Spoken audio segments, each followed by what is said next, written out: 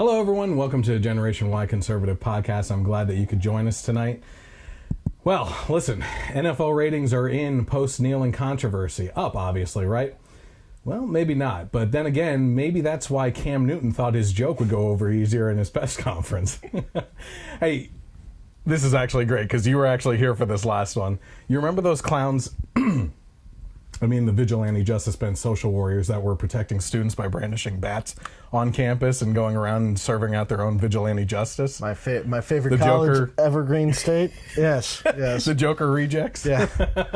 Well, we have an update on their status, and it turns out not too good for them. Oh, no.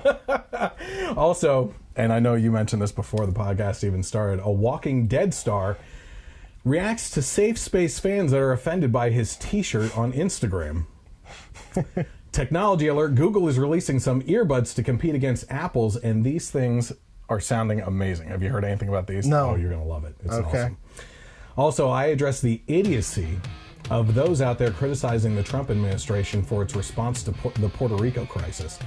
And of course, we dive into our main topic tonight, the mass shooting in Vegas. The details, responses, and some facts that everyone against the Second Amendment seems to either be missing or deliberately omitting in their verbal diarrhea. We talk about all this and more tonight. This is the Generation Y Conservative Podcast.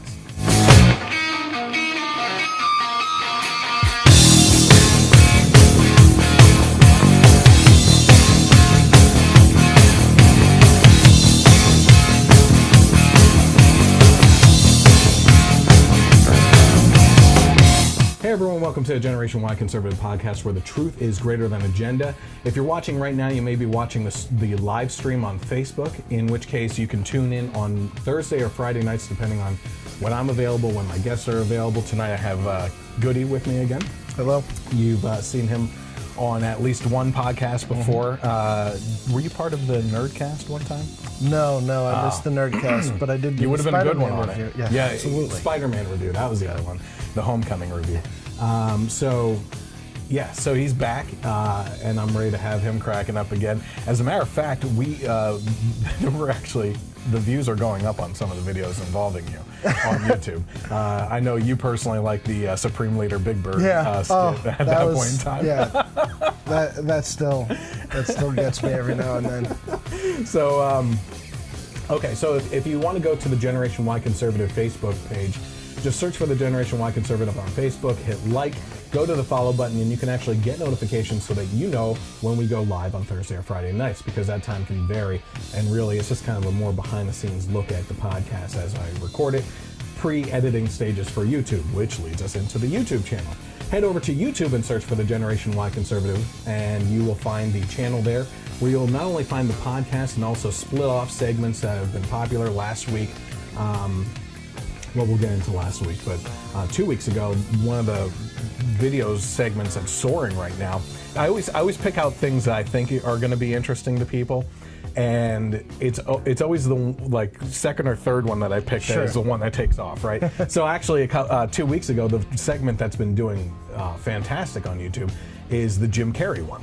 Okay. Where we were talking about his red carpet appearance in the Icon Awards and his seemingly losing it mentality on the carpet in the interview, and then we contrast that with a video from maybe a week or two before that of him talking about God and Christ and salvation and grace and everything to a group of ex-convicts and that are trying to save themselves essentially through Christ at this one organization. So.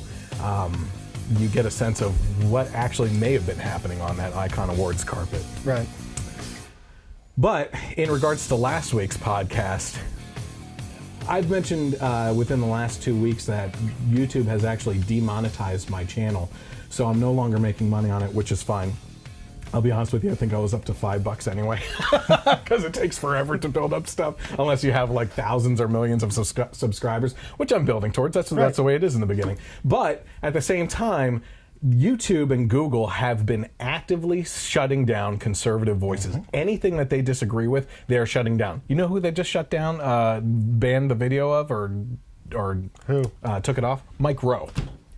Why? Dirty Jobs, Mike Rowe? Yeah, Mike Rowe. Yeah, he did a video for Prager University, and they wouldn't allow that to air on YouTube. So They just basically go after anyone that they disagree with. And he was just talking about instead of pursuing your passion, that I forget how he did it, but he explains why pursuing your passion is bad and that you should do this instead.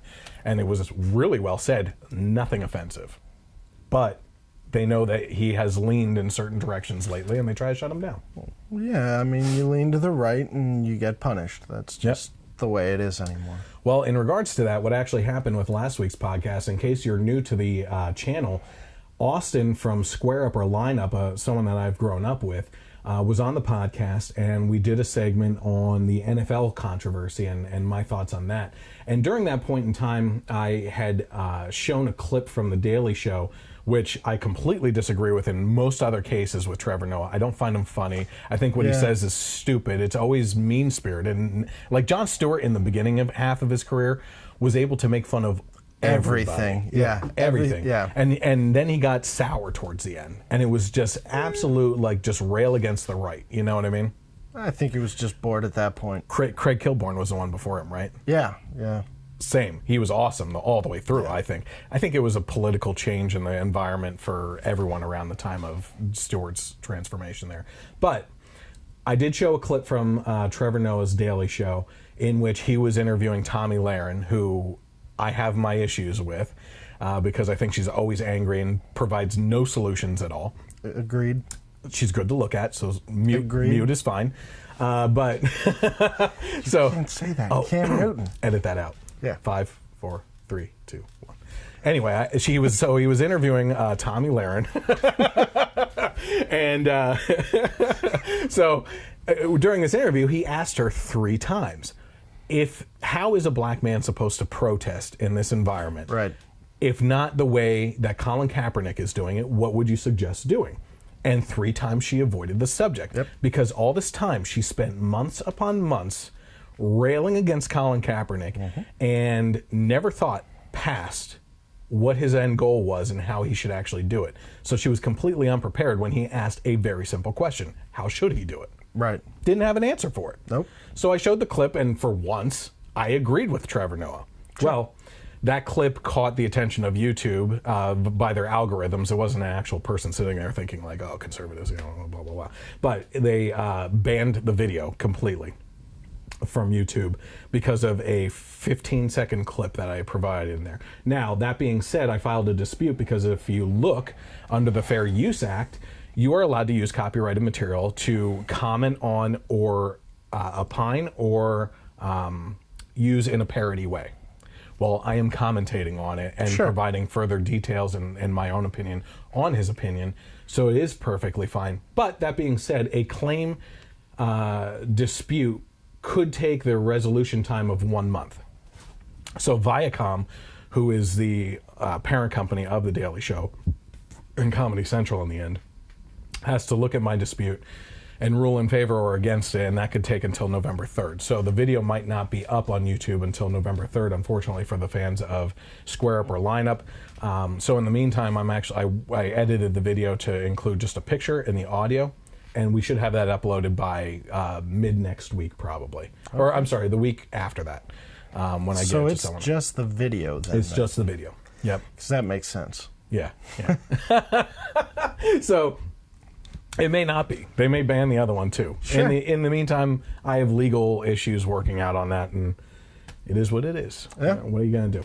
But in the meantime, you can head over to the YouTube channel, subscribe to that. What I was saying before is you can have access to the HD video of the audio and video of the podcast, as well as segments from the podcast that I pull out. They're specifically entertaining in most cases, and also movie reviews as well. I've been teasing that I have some other things coming up. Those are still in the works, but just hit the bell notification after you subscribe to it so that you can be notified when videos are actually published, and I would encourage that. Also, if you're looking at the bottom of the screen right now or listening, you can follow me on Twitter and interact with me by going to @GenYConservative without the E on the end and get into some back and forth verbal agreements or arguments. Doesn't really matter to me. Sometimes I won't even respond. So you can find Colin at nowhere. At my basement. So welcome back. Thank you. By the way. This month's spotlighted charity that we're focusing on this month is actually called the Nazarene Fund. Now, their mission, we actually just got done last month spotlighting Mercury One, who has been helping out in the wildfires, the hurricanes, Puerto Rico, and some other things as well. But it's a nonprofit organization. All the funds go to charity, and they hold a once-a-year gala to pay for the administrative costs. This actually falls under Mercury One as well, but it has a different mission than what the other charity was holding. Right. Okay. Yeah. So their mission is to rescue, restore, and rebuild persecuted Christians and religious minorities who have become refugees or internally displaced by the genocide in the Middle East. In 2014, the Christian community in Syria and Iraq were facing the greatest calamity in its 2,000-year history. The Islamic State, or ISIS, exploded out of Raqqa, Syria, and the capital of its self-proclaimed Islamic State. In a lightning strike that surprised the world, ISIS forces captured Mosul, Iraq's second-largest city, and all the nearby Nineveh plain, the traditional homeland of the region's Christian community. What followed was a campaign of extortion, murder, and displacement not only of the Christians, but of their ethno-religious minorities in the region. By 2015, a population of 3 million people was reduced to 300,000, most of them displaced from their homes and fleeing to other countries. The original goal for the Nazarene Fund was to save 400 families. So far, they have saved 1,646 families. Of those, 8,202 individuals. So their focus has actually now shifted to a rebuilding stage since there has been a stabilizing of tensions. So their current goals are to build medical clinics and schools, mobile trauma centers, a community center, and also a transport van as well. So for more information on how you can help, what I would suggest that you do is go to www.thenazarenefund.org. Good to go? Good to go. All right. So before we hit some of the big news stories, let's talk first about some cool technology news. As I mentioned in the opening there, one of the blogs I love to rip on, I effing love science, I actually posted this about Google planning to release their own earbuds that will compete against Apple's. And these things are sounding awesome. So they're called the Pixel Buds, okay? And they were revealed at the event this week. There was like a big technology event in San Francisco. These wireless headphones are not too dissimilar to Apple's AirPods. They sit in your ear, they're attached to each other by a wire, and have a touch panel on the front of them. And when you think touch panel, you think something bigger, right? Right. It's like literally I don't know how they do it or what you're doing on the touchpad, but according to Google, the Pixels Bud can translate 40 languages using Google's existing Google Translate technology. You just need to hold the right earbud and say, for example, "Help me speak French." When you next speak, the buds will play out loud in French and translate what you're saying in French, so as kind of like a little loudspeaker, right? If someone speaks to you in French, the buds will automatically in real time translate their language into your ear.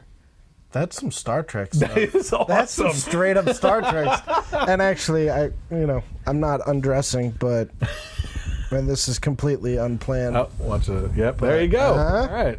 So everyone can see my moves. That's my Star Trek shirt. Oh boy. Well, That's Google, awesome. yeah, it's really cool. incredible.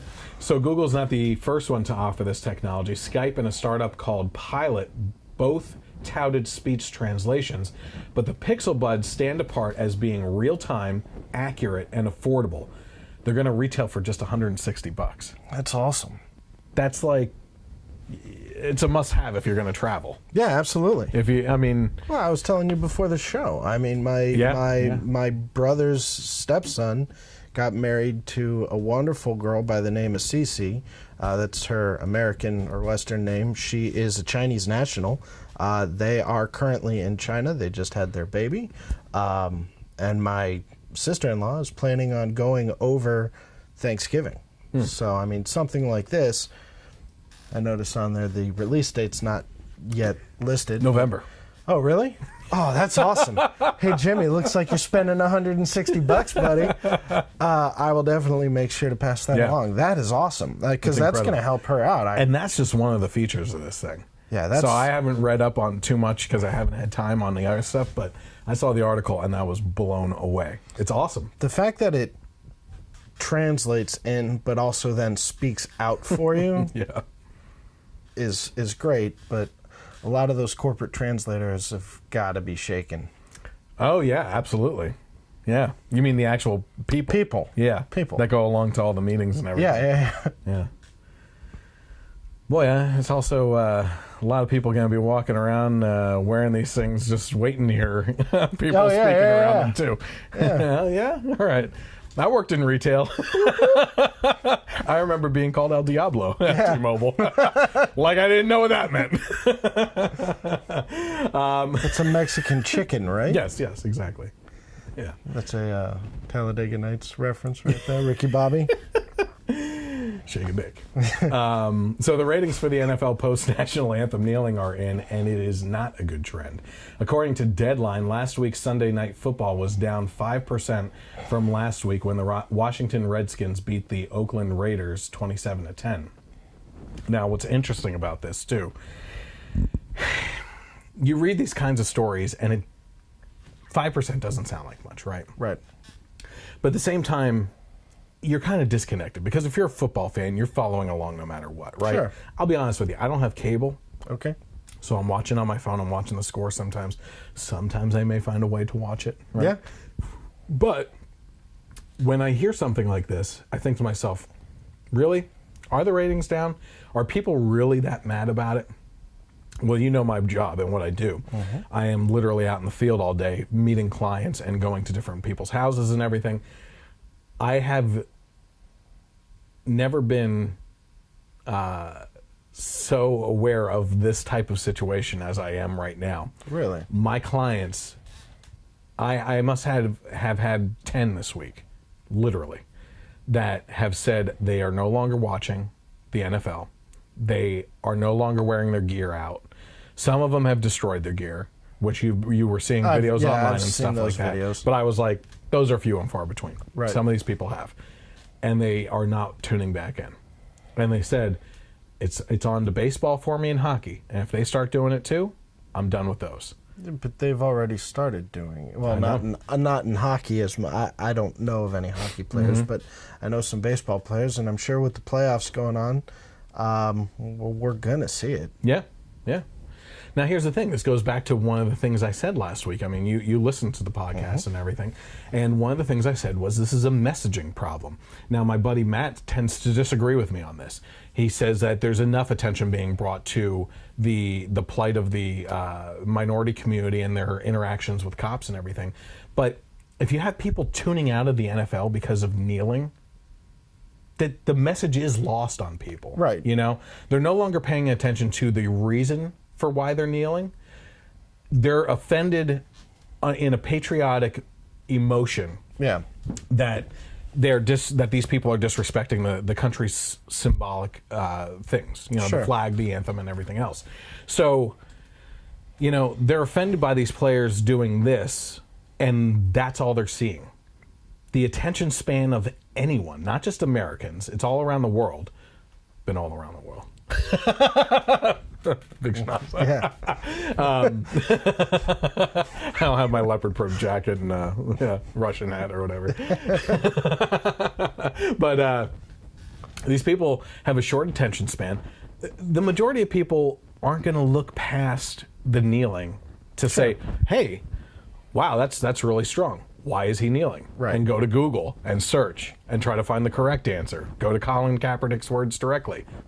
They don't care that much. No. They don't care that much, and they don't have the attention span for it. What they do see is that they're pissed off that the national anthem and flag are being disrespected. Yep. And that is it. Yep. So to me, the messaging behind this whole thing and the kneeling is completely lost. At this point, it doesn't matter too much. I mean, it does. The goal of what he's kneeling for matters. Sure. But the way the protest is going, you need to change it up. Something needs to change because the message isn't getting through. I don't know if it, I think this is kind of the start of we're still seeing the start of the conversation.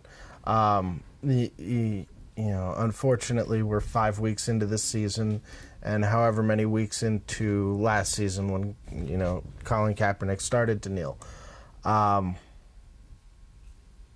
Well, it's the end of the conversation for Kaepernick. Right on now. the field. I mean, look, on the field, and I say that because he could do other things with his money. Yeah, but he could also come back at any point in time, and that's the thing. I mean, stat-wise, I think he played 9 or 11 games last season. Someone who has better internet might be able to look that up. Are you saying I have crappy internet? Yes. Yes, I am, and I'm not the only person who thinks that. No. So I think I adjusted a few settings, so hopefully if you're watching the live stream, it may actually be going better, at least. I don't know how good, but I learned from a 9-year-old on YouTube. There you go. Which is the way probably things all the way go to now. do it. Yeah. No, so I mean, stat-wise, he could come back. I mean, he is. You think so? Yeah. Because I hear from a lot of football fanatics that are stat people that he is not a good quarterback. Well, you know, I here's the thing. I listened to can I say ESPN? Am I allowed to bring that stuff up? Okay, so I listen to ESPN Chicago. I'm a Chicago Bears fan. I know.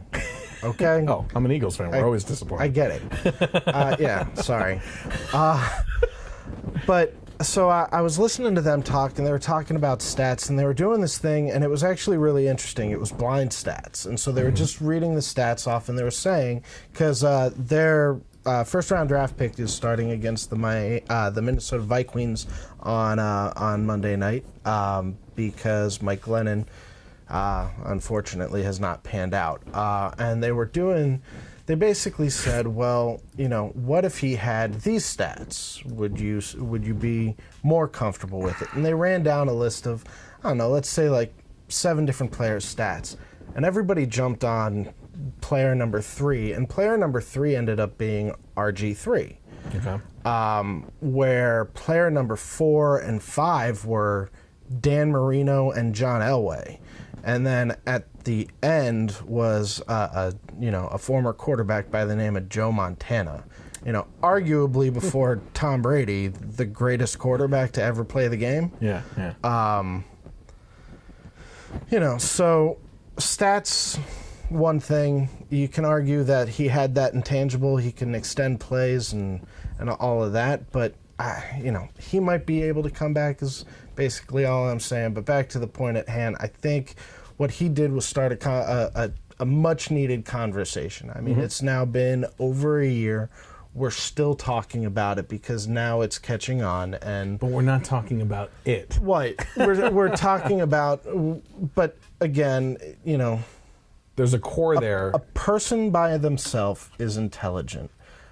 People in mass are not, and we know that. Yep.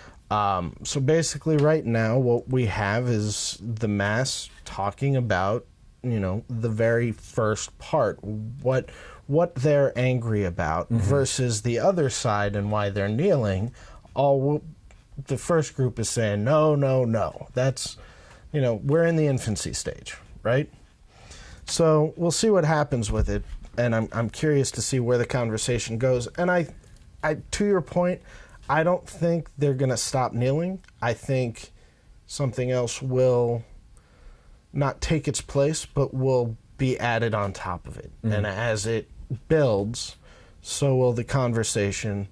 As the conversation gets more open and more understanding on both sides, you know, maybe we'll start seeing some of the kneeling no longer happen, some of the sitting no longer happen. The other part of the problem with the messaging is that it's now been convoluted, right?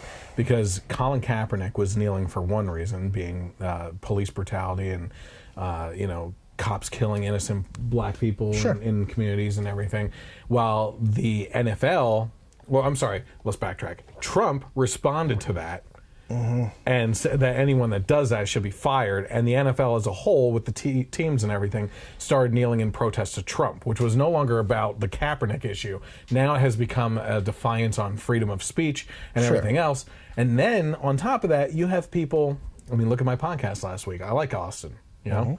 I respect the heck out of him for serving in the military. Yep. But you cannot tell him otherwise, that even though they say they don't want to disrespect the military, they have respect for the military, it's not that. He sees the red in that flag as blood of the military. I heard that. That was a very impactful statement. It is, and it's true, because that is what that symbolism is for. You're not going to tell him or anyone else that feels that otherwise, and that is a wall in the conversation.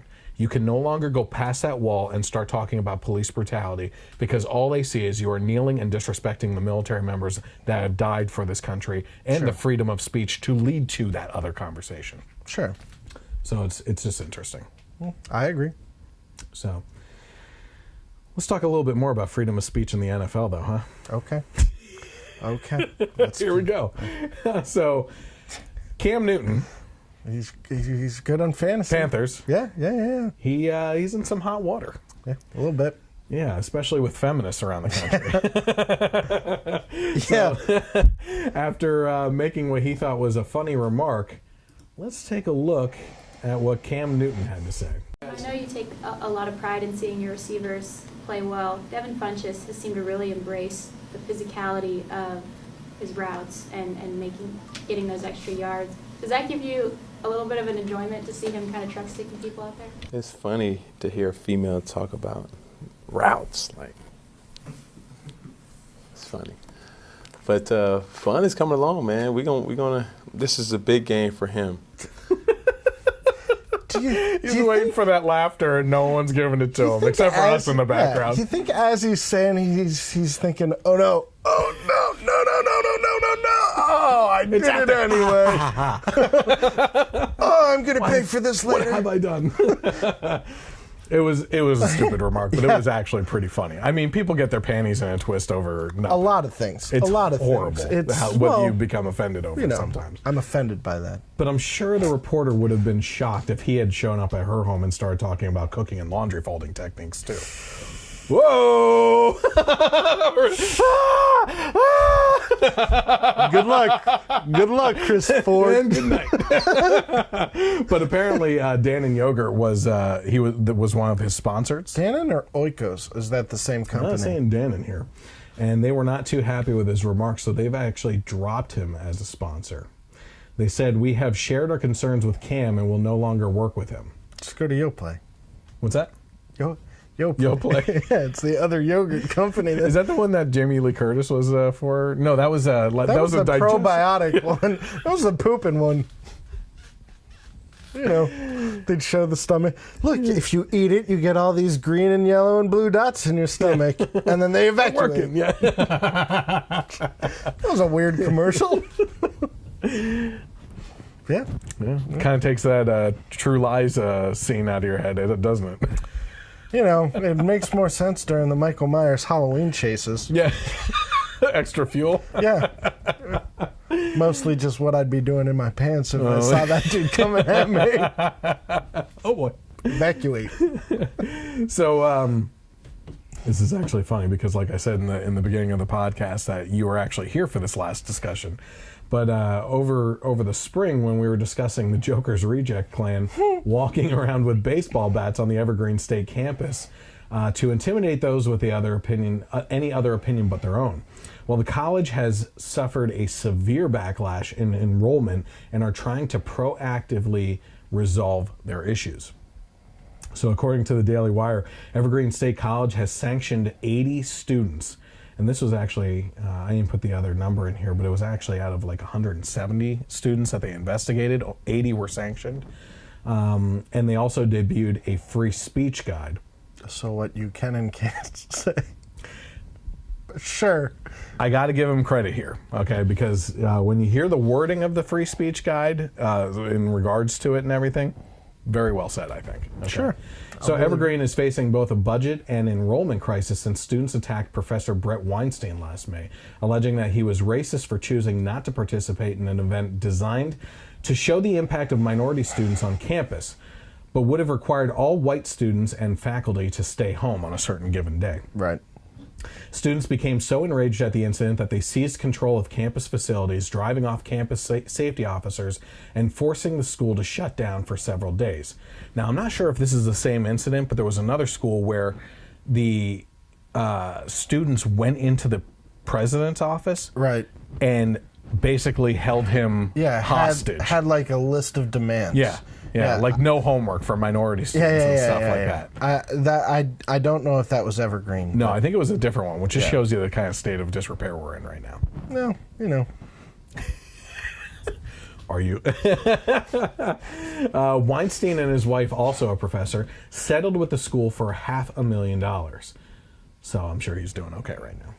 In a lawsuit that alleged Evergreen students had interfered with the teacher's right to free speech and his academic and intellectual freedoms.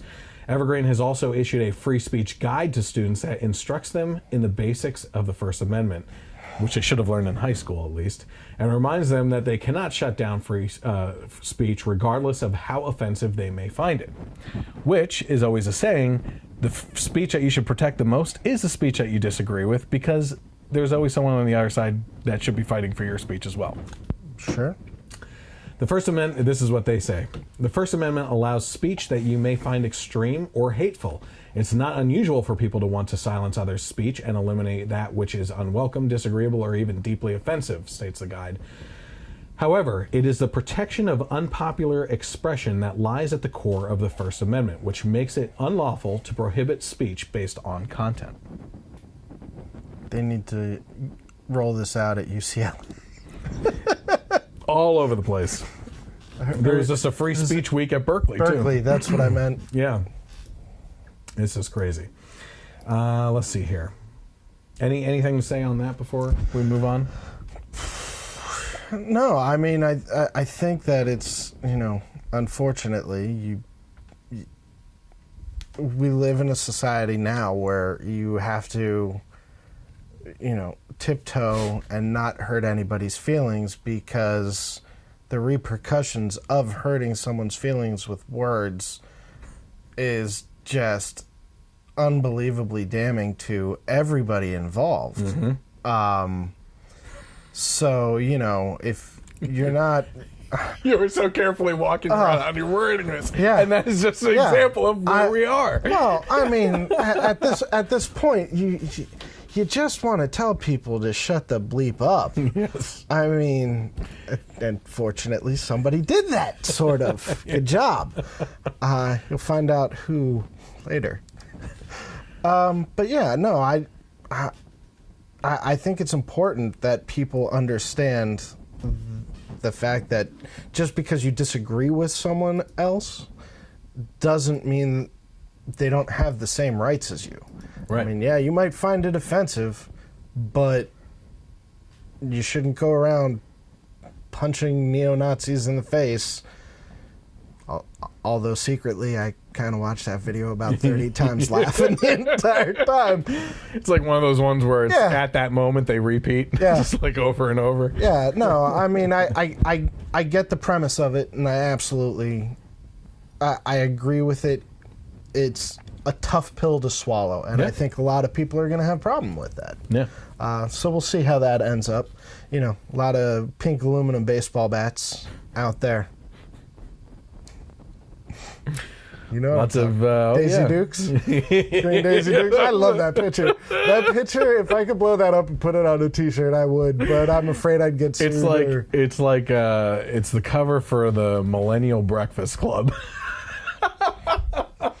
Maybe the breakfast. Oh man, brunch. Yeah, breakfast, brunch, lunch, dinner, just a feast. Well, one of them was at least going all out on that. Yeah, made me look small.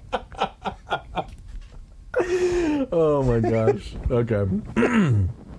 So while we're speaking of social justice warriors and their violence and shutting down of free speech, with all the news over the Vegas shooting, you may have missed a massive undercover video made by Steven Crowder's crew infiltrating an Antifa group. Have you seen this video? I've seen clips from it. Yeah.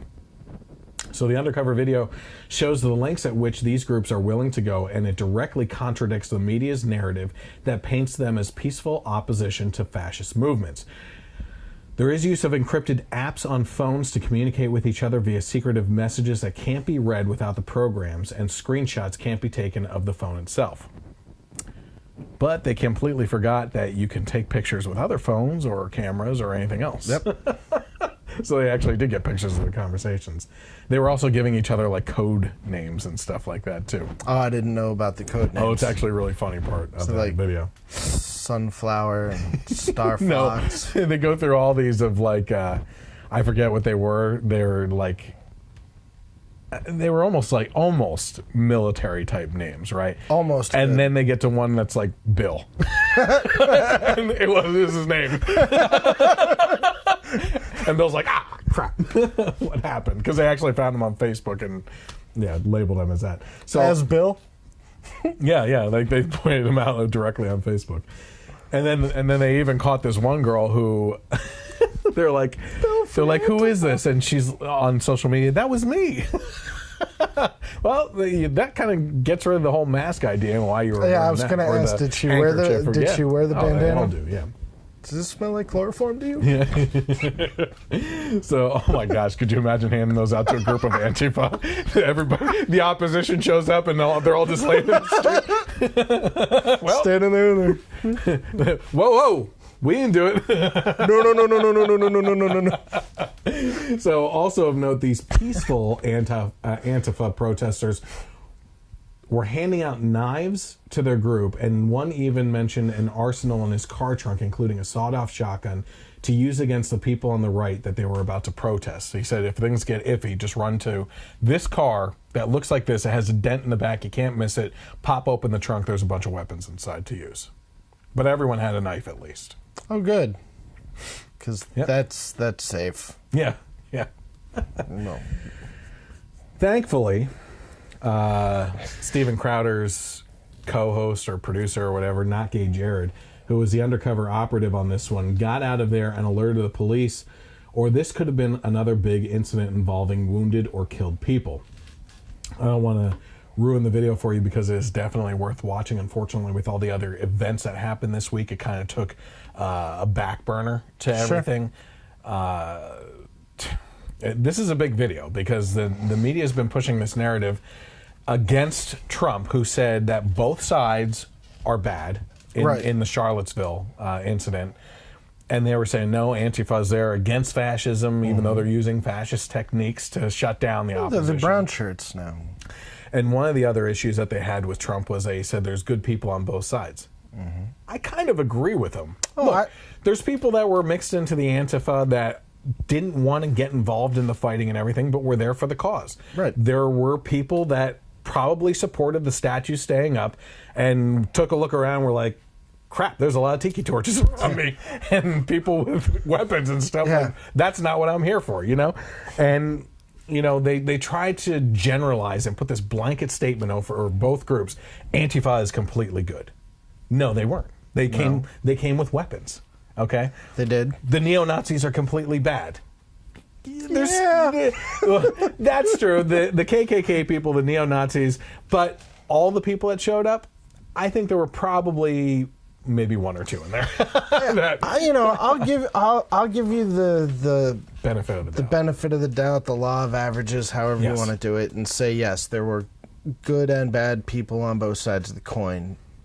Unfortunately, what was portrayed, especially from the right, was neo-Nazis, KKK, white supremacists, all of which I could go on a speech, but I've been told that I have to watch my language, so I won't. By me? I have the text that says I'm not allowed to curse about them. Or curse. Oh, yeah. Listen, that's an infringement of my First Amendment right. No, I'm so offended. Yeah, I am. I'm a Pepsi person. Yeah. Anyway, I just get the hell out of here. That was too far. That's the line. That's the line. No, I just what was portrayed and not being there. I can't speak on either side. I'm a realist. Obviously, cameras focused on certain people. Yeah, of course. And I feel like had I gone down, because I do believe in the historical value of some of these statues, all of the statues, to be honest with you, and I look at it and say, yes, it's part of this person's life, is a blemish on American history, but it's still part of the American history. When you fall, you break your arm, you get a massive cut, something, you scar. The scar doesn't go away. I didn't know where you're going with that, but it's a good analogy. So, I'll bring it back for full circle. You don't eventually. throw the pictures away of you in a cast. It happens. Yeah. No, okay. Yeah. You keep the cast, the smelly, rotty. Oh. No. You've had a cast then. Yeah. Once or twice. Cool. What is that? Yeah, I don't know where you're going with that one, but we'll move past that. But, I feel like had I been standing there, and, unfortunately, I don't grow hair on top of my head, and I see a bunch of guys with the white power, white supremacists, I'm probably going to go to Pizza Hut. All right, guys, Yeah, you make a good point. You may go down there for the purpose of preserving history, no matter what the cost and everything. And you get down there and you're looking around, and you're like, well, I'm certainly not going to stand with the neo-Nazis over there. And I also don't want to be pushed by this crowd over here into a confrontation either. So you stand off to the side, and guess what? The media wasn't focusing on the people that were taking a sideline. They were focusing on the battlefronts. No. And I mean, the truth is, in a situation where fighting would have started, I probably would have tried to get into the center of it and break it up, because that's the kind of person I am.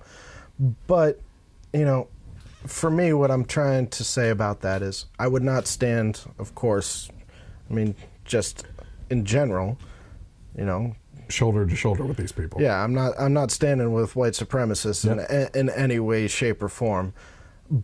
But I'm also not going to stand with the people who are going to try and destroy any type of history. Mm-hmm. I mean, because the question is, if you want to repaint history, where does the line end? Mm-hmm. I mean, unfortunately, things happen in the past. You grow and you learn from it, and that's what being human is all about. So I would actually recommend a book to you guys if you have the opportunity. There's a book called Miracles and Massacres, and it is a book that focuses half and half, basically, on the best of American history, some stories that you may not know, as well as some of the worst American tales of history and the blemishes, like the Japanese American internment camps, I think was one of the things with Tokyo Rose and stuff. It talks about the Trail of Tears, I think, is one of the stories. Bad crap happened in this country. Right. Back to the American flag thing, I kind of say, even under the worst conditions of what we've gone through in the past and where we've gotten to now, you take the history with a grain of salt. I mean, that horrible stuff happened. You can't forget about it. Right. No one's saying to forget about it, but focus on the here and now and moving forward and what we can do together as a unified country and make change happen, right? And now, if you're part of that argument with Colin Kaepernick, right, and you want to make that change happen, you have to acknowledge the past and the past mistakes and learn from them. Right. So if you're tearing down statues, you're erasing that stuff that you should be learning from. Right. In my mind, right? Right. Well, that's, and you're completely dissolving those lessons to be learned of future generations. Yeah. How can you build upon something if there's no foundation to build upon? Exactly. All right. So check out that Steven Crowder video on his YouTube channel. It's awesome, and it'll give you a real good inside look at the type of mentality that's in Antifa, and it's not exactly peaceful, so that's just something to keep in mind. Okay. So if you're a fan of The Walking Dead, like I am, are you a fan? More of the comic books. I haven't gotten to the latest season. It just came out on the Netflix. I like calling it the Netflix. You're welcome. But I already know, because after a year of hiding from who Negan caves in Florida You didn't know? I had no idea. How did you avoid that? Because I am very unluckily, I'm blind luck. But you knew. In the comic books, you knew. Yeah. And then wait, graphic novel. Yeah. Sorry. In the graphic We don't want novel. to offend any of our fellow nerds at all. Sure. In the pencil drawings on piece of paper. No, you know. And yes. So you have an idea, and I got to March without confirmation. And sitting around a table with my dad, my brother, my cousin's wife, or my cousin's husband, sorry, and my uncle, and we're all talking about whatever, and we're talking about how my father likes to spoil things accidentally. Just doesn't, and he goes, oh, like what? At this point, it's been over a year, I think you so could say it. he basically goes, oh, like how Glenn and Abraham died in The Walking Dead. My brother is sitting across the table at me, and he looks at me and sees me just stop and slowly turn, because probably about 5 minutes earlier, I had told my brother how I was excited about the fact that I had not known to this point. Yeah. And so they got to see firsthand my father and the spoiler alerts. So yeah, I didn't know. So I've only met this Walking Dead character on screen for 2 minutes, not even. Yeah. He's good. Yeah, that's what I hear. You know what the thing is, though? I guess the original character in the graphic novel was based on Henry Rollins. Oh, really? I think so, at least That in makes part. sense. The look of him and everything. Yeah. And I was hoping they would get him to play Negan. That'd be awesome. Because, that would have been awesome. Because as awesome as Jeffrey Dean Morgan is at playing the role, he's just not built like the graphic novel Negan, which is like a biker dude with muscles. He's kind of skinny. He's Sam and Dean Winchester's dad. Oh, dude. I know. Yeah. Anyway, I'm a nerd. Supernatural references. Yeah, you're welcome. Carry on my wayward son. It's back next week. I'm so excited. Oh, they all are. All the I know. WB, All the or, DC, the DC shows. By the way, have you caught Riverdale? No, you told me about it last time, and I still haven't watched the first watched season. It. Yeah. At first, you're like, "Oh man, this is like high school drama crap all over again." But then you watch it; it is a great murder mystery type show. It's awesome. It's I'll really check it good. out. I got stuck on Rick and Morty. I have to check that out because people are going nuts over it. It is. I will tell you what. The way people were going nuts, I was expecting something a little different. Yeah. I'm a fan. Well, I started watching it 2 weeks ago. Yeah. And I just finished before I came here. I have 2 episodes left. Yeah. Yeah. Good. You like recommend it? It's brutal comedy. Okay. Let's just put it that way. Okay. So anyway, let's go back to this. You already know what an insanely cool villain Negan is if you watch a show, and certainly in the comic books. Personally, yes. The comic book version, it has a special place in my heart because I was introduced to him in the comics, or in the comic before the show. Yeah.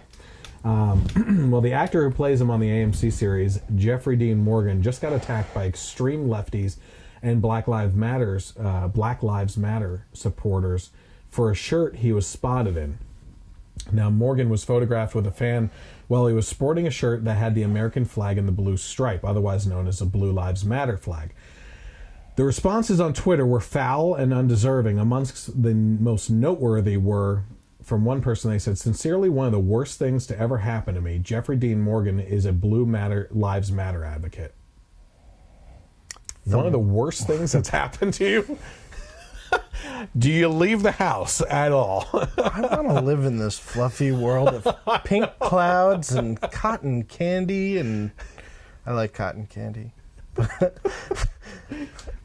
Yeah, that's okay. Oh boy, here's another one. I have been betrayed quite a few times in my life, but Jeffrey Dean Morgan wearing a Blue Lives Matter shirt today might top the list. That's got to be a 12-year-old. I mean, come on. You've been betrayed by a dude wearing a shirt. What has he owed you? Well, you see, because he's a guy that you've never talked to. Yeah. never communicated with. He's not allowed to have a personal, private life. Well, he's an actor. He has to be on screen all the time and represent his character. Right. And if he's not representing his character, isn't he supposed to, Oh, okay. Just get back in the house. Yeah. Okay. You don't want to be seen out in public. You're out of character. Sure. It Well, ruins it. that's where the paparazzi, they bastards. come in. Those bastards. That movie was great, though.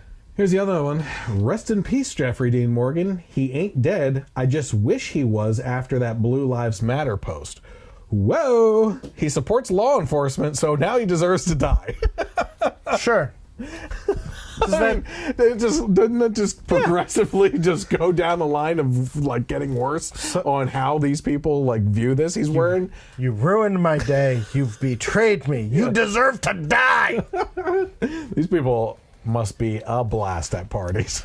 I can only imagine all of them have gluten allergies. Yeah. They're the ones at soccer games in the personal tents over the chair. I can't because the grass was just freshly cut. That's true. So anyway, Jeffrey Dean Morgan in awesome fashion. Now, unfortunately, he backtracked this, but his response on Instagram was, "Dear a-holes, blue lives do matter. Can't believe I need to explain this fact to you.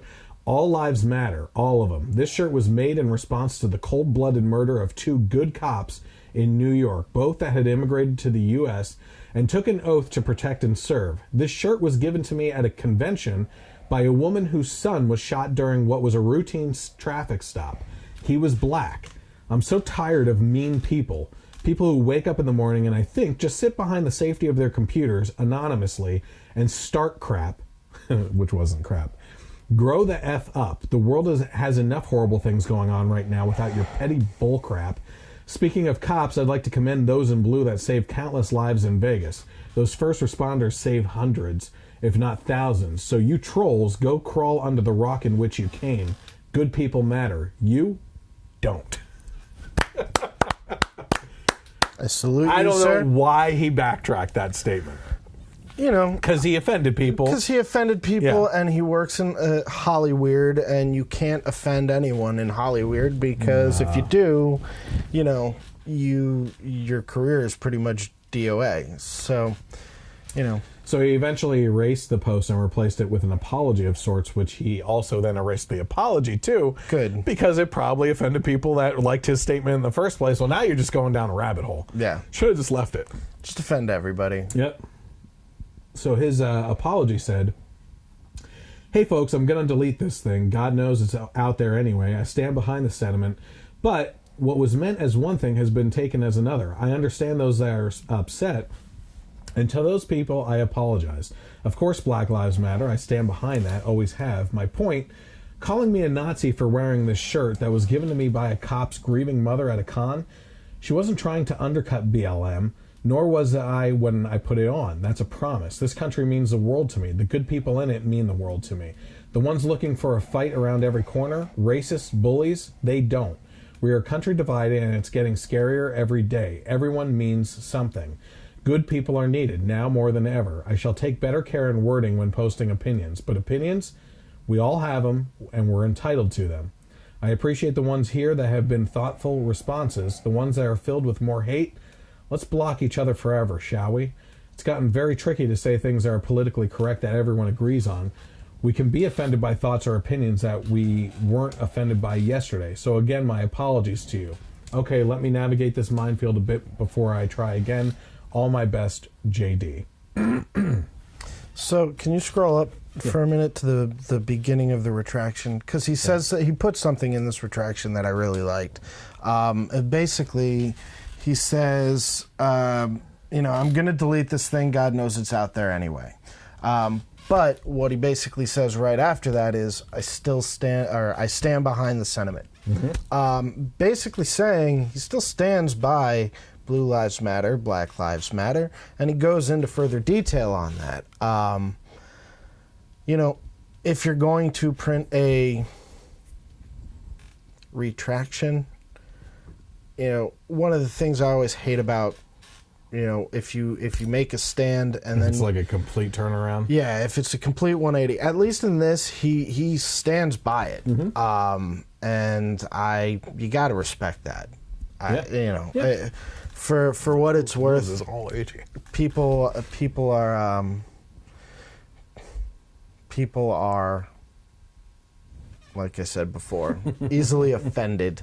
And so, I understand him getting in hot water for the initial post, and then getting in hot water for deleting the post. Just get over it. Yes. Just get over it. I mean, how hard is that? Yeah. Yep. But I think the way he had that apology made sense, because he never said he was sorry. He just said, I apologize for, and he's basically putting it back on the people who got offended. I follow this one actress on Instagram from the show The 100.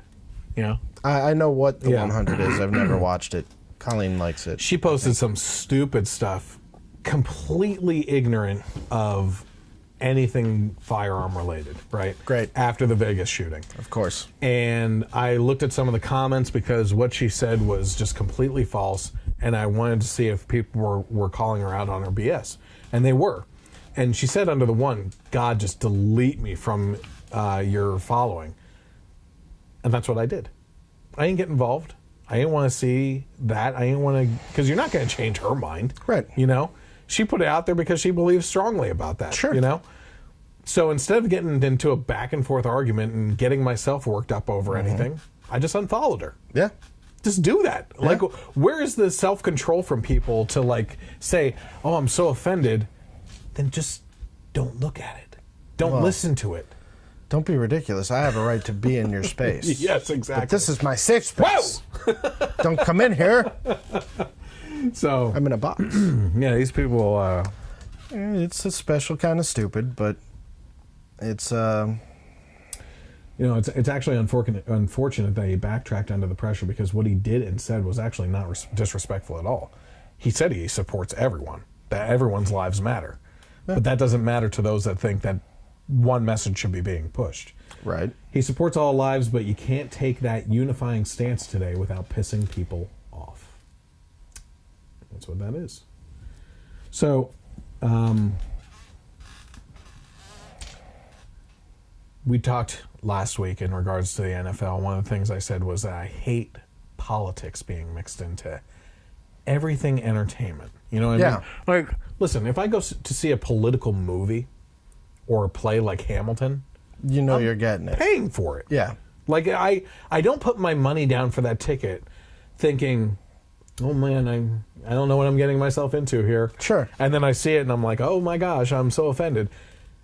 You know, one thing that Matt, who you've been trying to get you guys together on the podcast. I've listened to him when he's been on here, and I think he and I would enjoy talking to him. I know I've been trying to get you guys together on the podcast. But one of the things he said to me at one point in time was that politics has always been in sports. Muhammad Ali, Jesse Owens, stuff like that. I agree. But because something has had a track record of going in the past, doesn't mean that you can't be sick of it and not want it to continue. Right. You know what I mean? Like, I'm just sick of trying to escape things, reality. Watch a good football game or watch a good movie or something.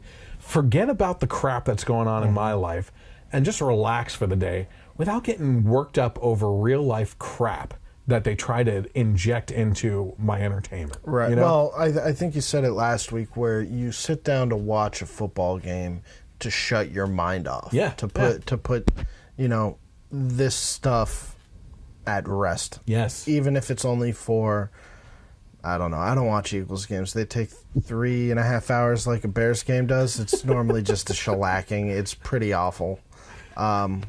I'm doing a lot of screaming. My blood pressure raises, and then I eat nachos. But it doesn't require much thinking. No. You just yell at. Yeah. Ah! Yeah. It's a primal reaction to things. Damn Glennon. What'd you say?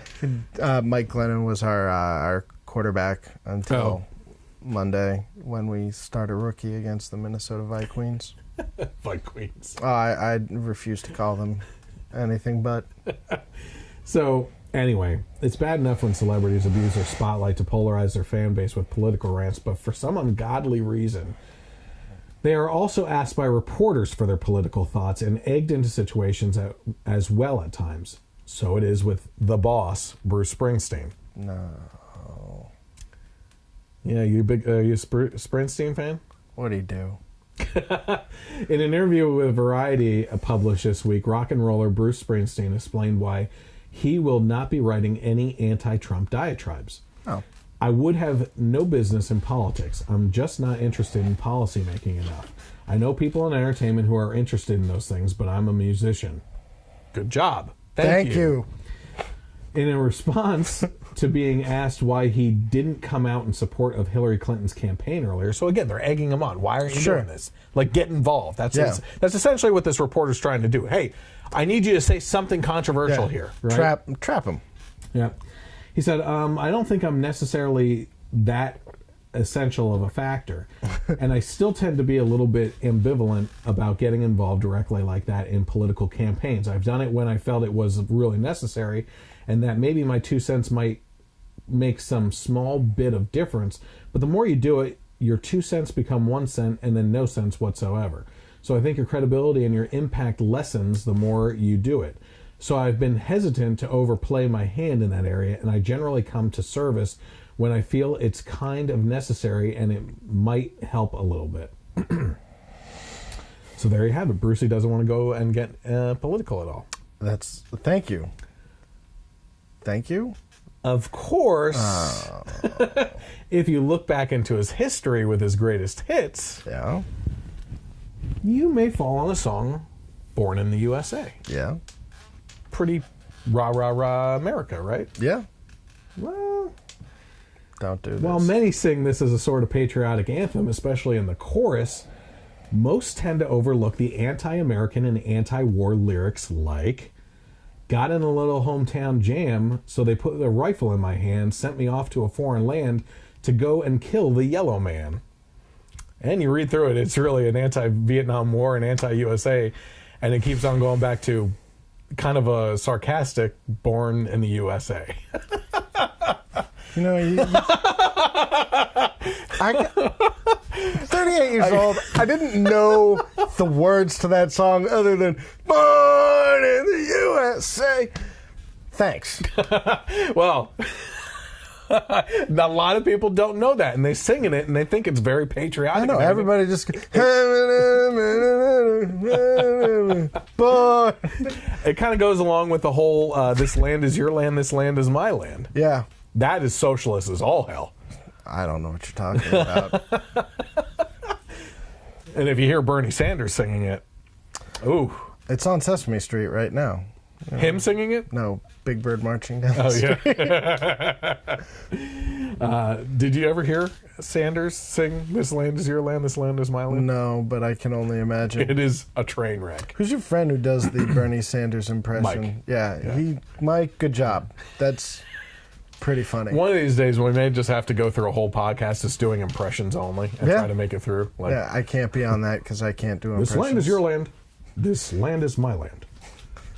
From California to the New York Times. Thanks, Obama. Thanks. Yeah, I liked it. I like it. So now you can understand why I kneel or not sing that song when it comes on. That was a little joke there. I got it. Yeah. I don't sing that song because I don't know those words. But now you've also ruined that song for me. So I have to go back and rethink the past. Did you ever see the movie Canadian Bacon with John Candy? I think it was his last movie. It's literally been over a decade. It's probably a decade and a half. So the scene where they're driving, they've invaded Canada and they're driving. They stole the truck and they're driving down and they're all singing the song. They have this blaring. Born in the USA. Born in the USA. Okay. And they realize no one knows the words, so they're all doing the same. Born born in the USA. Isn't that amazing though? That you didn't realize it. No. I'm sorry. Yeah. But you should know. Yeah. Ignorance is bliss. Sometimes. I want to now plead the fifth.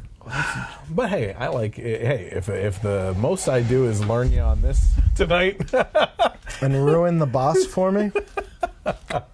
Great. Oh boy. Okay, so let's talk about some hypocrisy in politics. And you would think, like usual, I'd be going after the left, but actually it's the right that I'm going after, because pro-life Republican Congressman Tim Murphy told his mistress to get an abortion and abruptly quits without completing his term. Classy. Oh, yeah.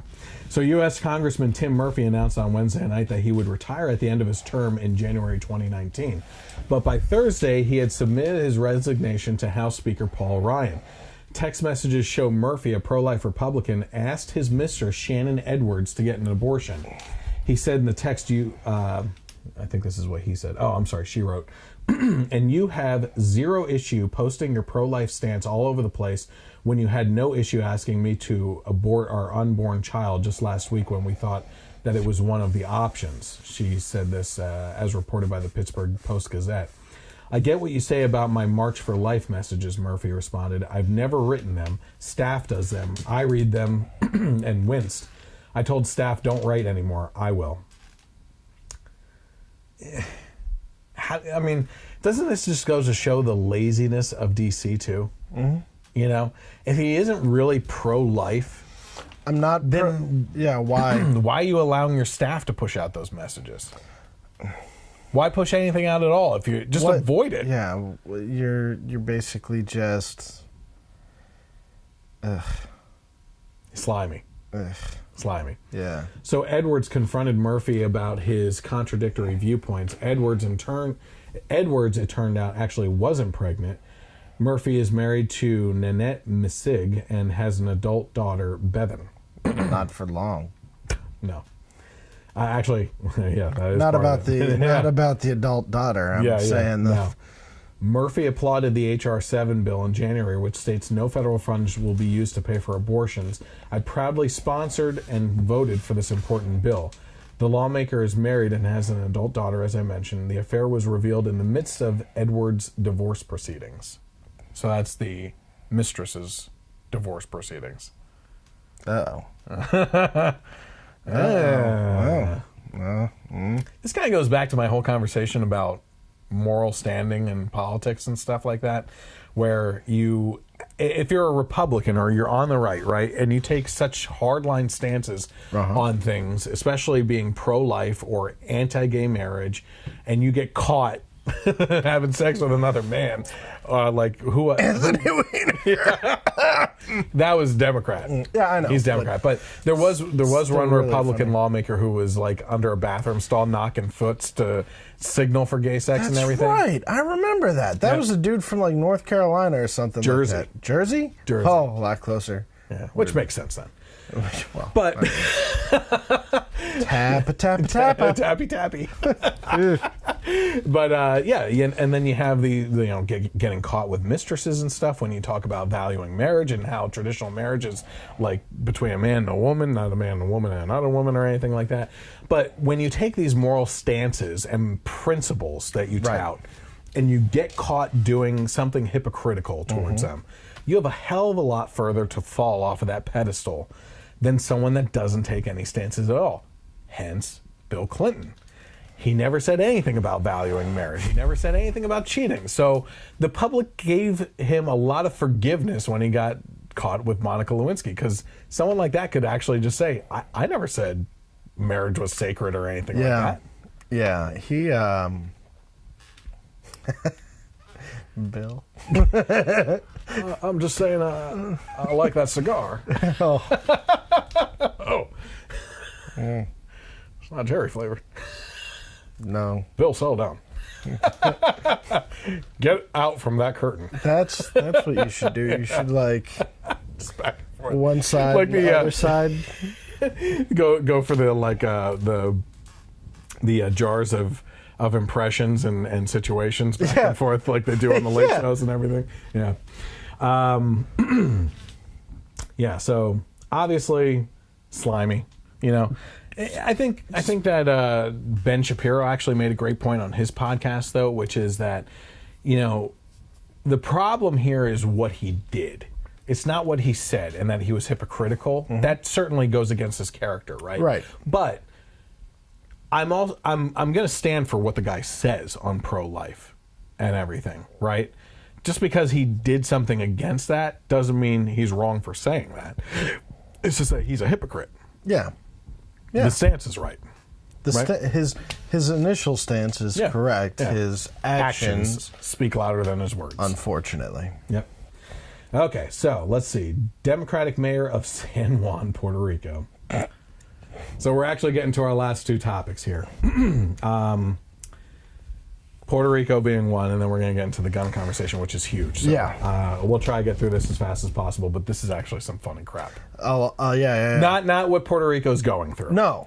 But the back and forth between San Juan, Puerto Rico, the mayor and Trump, and some of the stupid things that Trump is saying and doing, we're going to be making fun of both sides here. Good.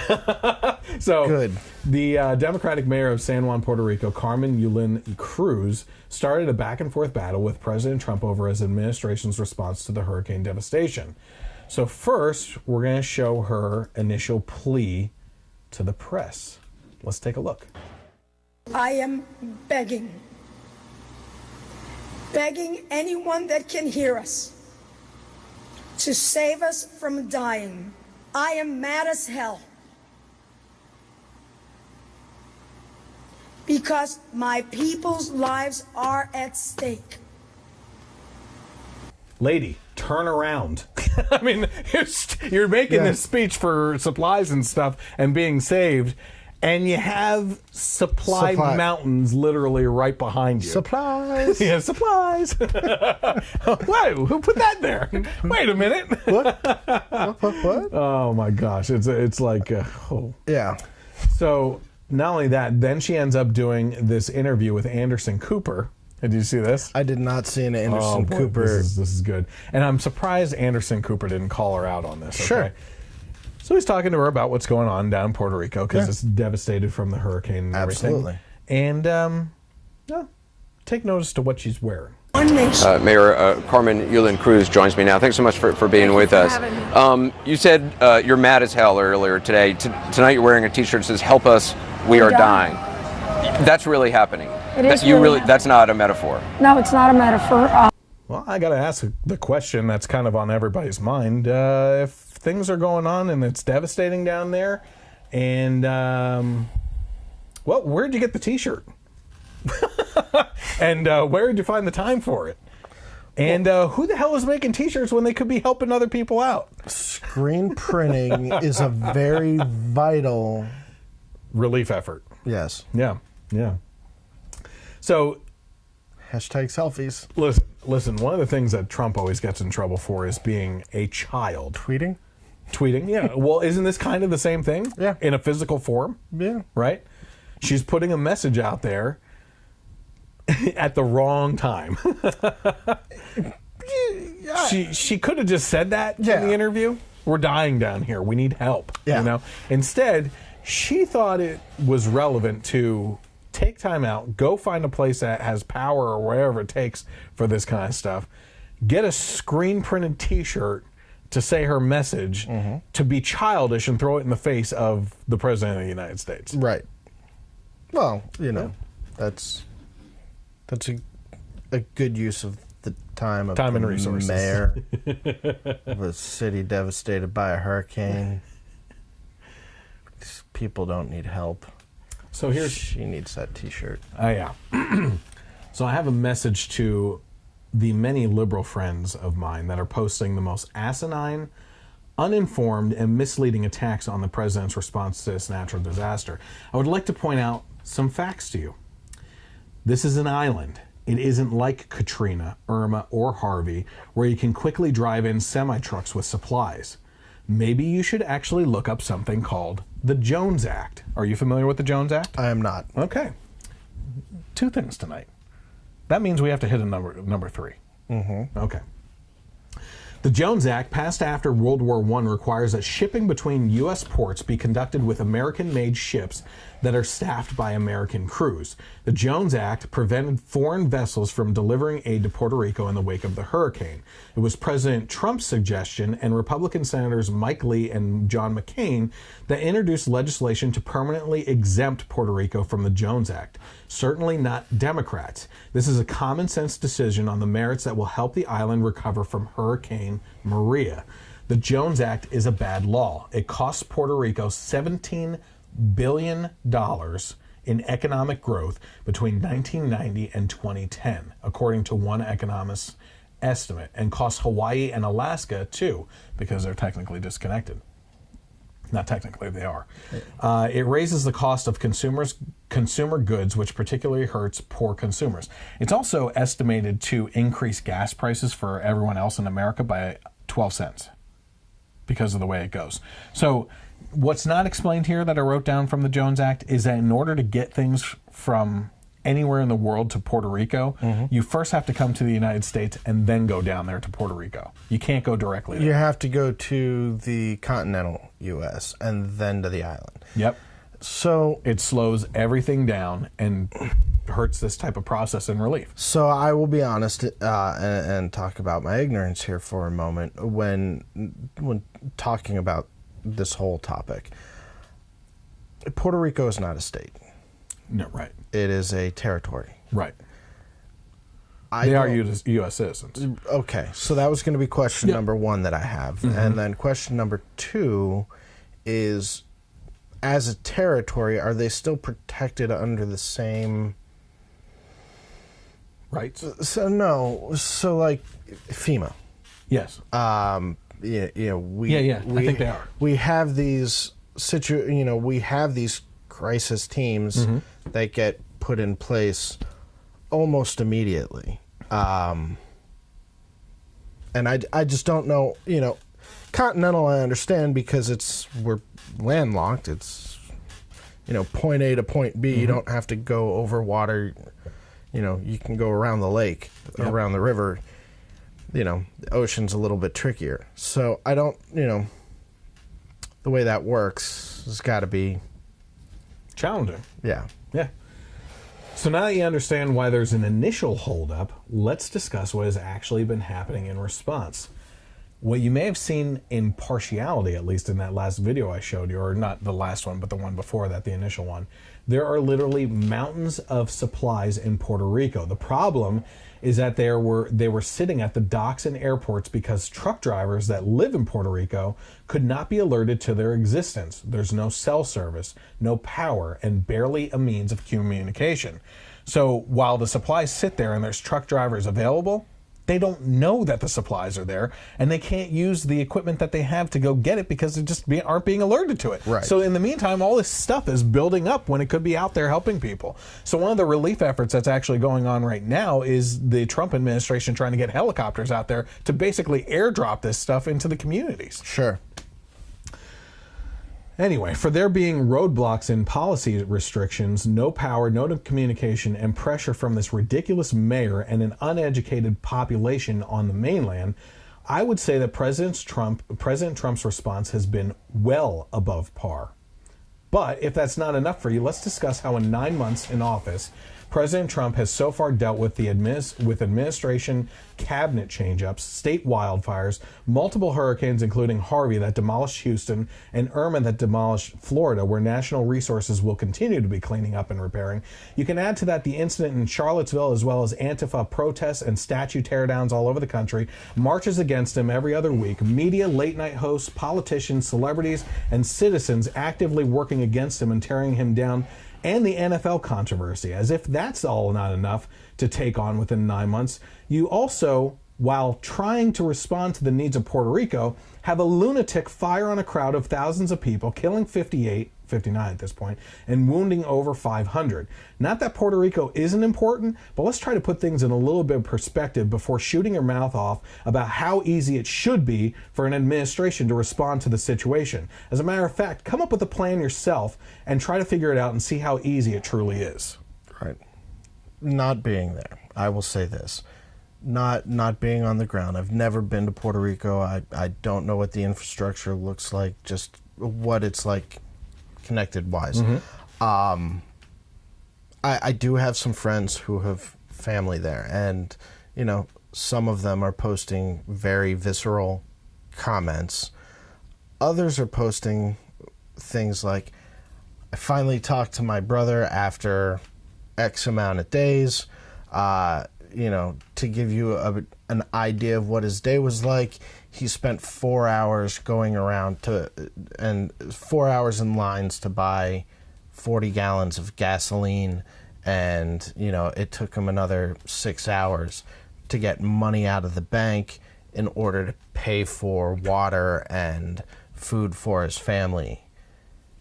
And that's the kind of stuff that makes you go, wait, what? Yeah, and this stuff is just starting. And cleanup. Yeah. Imagine what happens when people get truly, truly desperate. Oh, yeah. I mean, they can only take so much of that stuff. And then other things start happening. And it's the good people that get hurt in those situations. Yeah, take the food off the shelves. Let's see what happens. And that's basically, unfortunately. Well, at this point, let's be honest with each other. What more could Trump do? I don't think he can. He's starting the airdrops. Yep. Right? My understanding, just because a friend of mine before I came up here turned me on to a series of interviews between this same mayor and Geraldo Rivera. Is that the one that you sent me? Well, that was kind of the last one. Yeah. But there were others, and one of them was, he shows up there.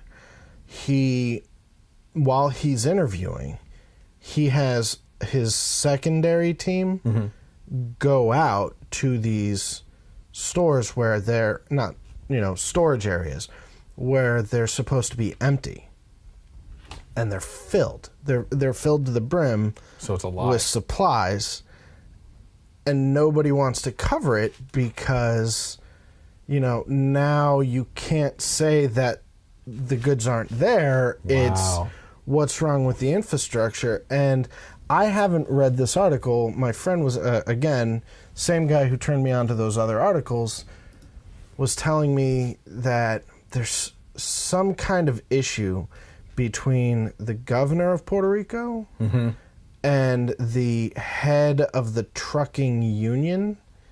And the trucking union, he's quoted after the hurricane basically saying, you guys didn't care about us before the thing happened. Why should we care about you now? The union leader? Yeah. And that... As if my opinion on unions weren't bad enough. Yeah. It's like, well, he told me that, and I was like, I will try and find that article, because if that's the case, that guy's a monster. Yeah. I mean, that's not even... He's literally letting people die because he wants to make a political statement himself as a union president. He is angry with one or two things, so let the majority suffer, similar to certain types of political systems that aren't capitalism. So here's my question, it's a statement directly related to that. If you are this union president, right, and you believe that you have been treated badly in the past, wouldn't now be the perfect time to step up and show what your people could do and why you're worth the money that you're chasing after, or the resources spent on you for that? This is like the perfect time to be the heroes in your environment. Right. Well, so the last thing that he told me that I hadn't gotten a chance to see was, Geraldo's secondary team then sees a small, let's call him a box fan, goes into one of the storage areas, starts taking stuff out and driving off. So they follow it. Where does it end up? I don't even want to know, do I? Oh, I think you already know. Supposedly it ended up at her house. Now again... No way. Now again, I have not, and I will say this. This was a conversation between me and my friend. He turned me on to some of the links. I have not done all the research yet, so I cannot say if that is 100% accurate or not.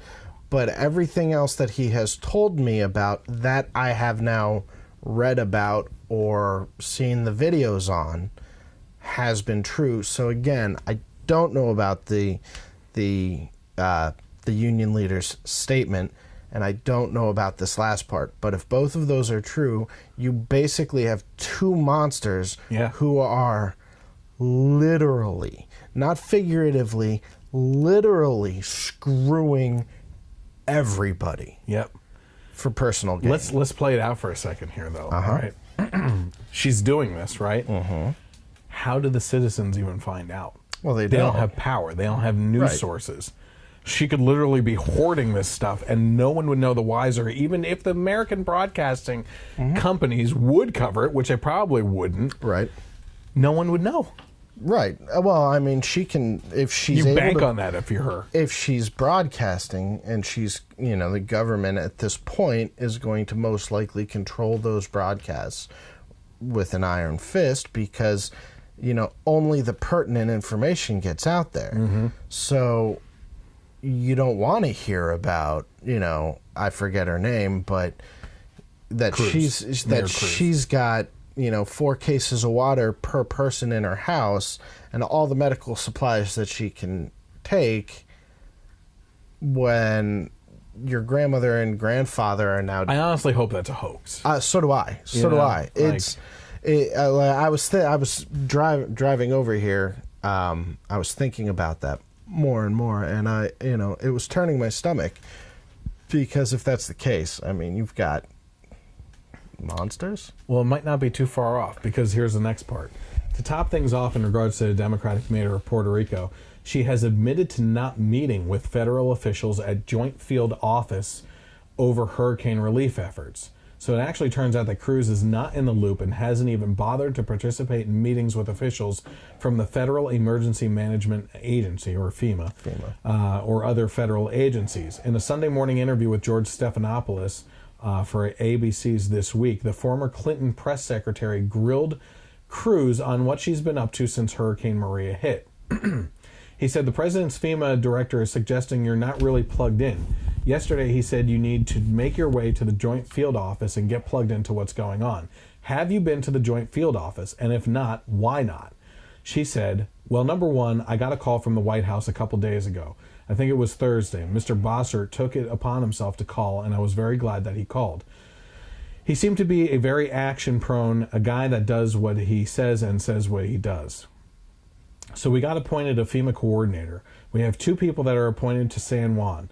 We are the capital city, the largest city in Puerto Rico with the most amount of population, and we got appointed just direct links. So actually, I was in FEMA the couple of days afterwards when they were at the San Juan Marriott.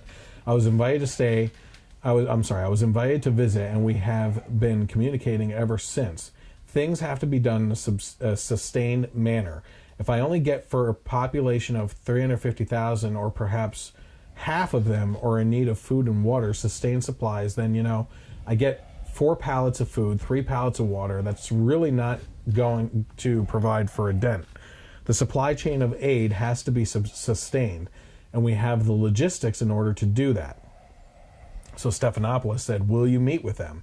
Cruz said, people from my administration have been to the yes.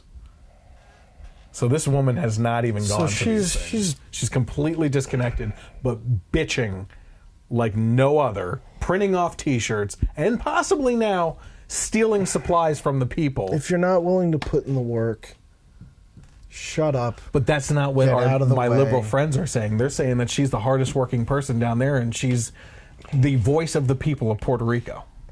Yeah. Castro was the voice of the Cuban people for years. Yeah, so was Chavez. Yeah. Or no, no, that's Venezuela. Yeah, no. But he was too. The guy that everybody Che Guevara. Yeah. That if you wear a T-shirt with him on it, you have to be one of the biggest idiots out there.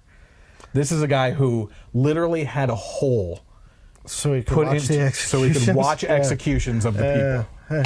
Because he got a kick out of it. Yeah. But he's a hero. Mm-hmm.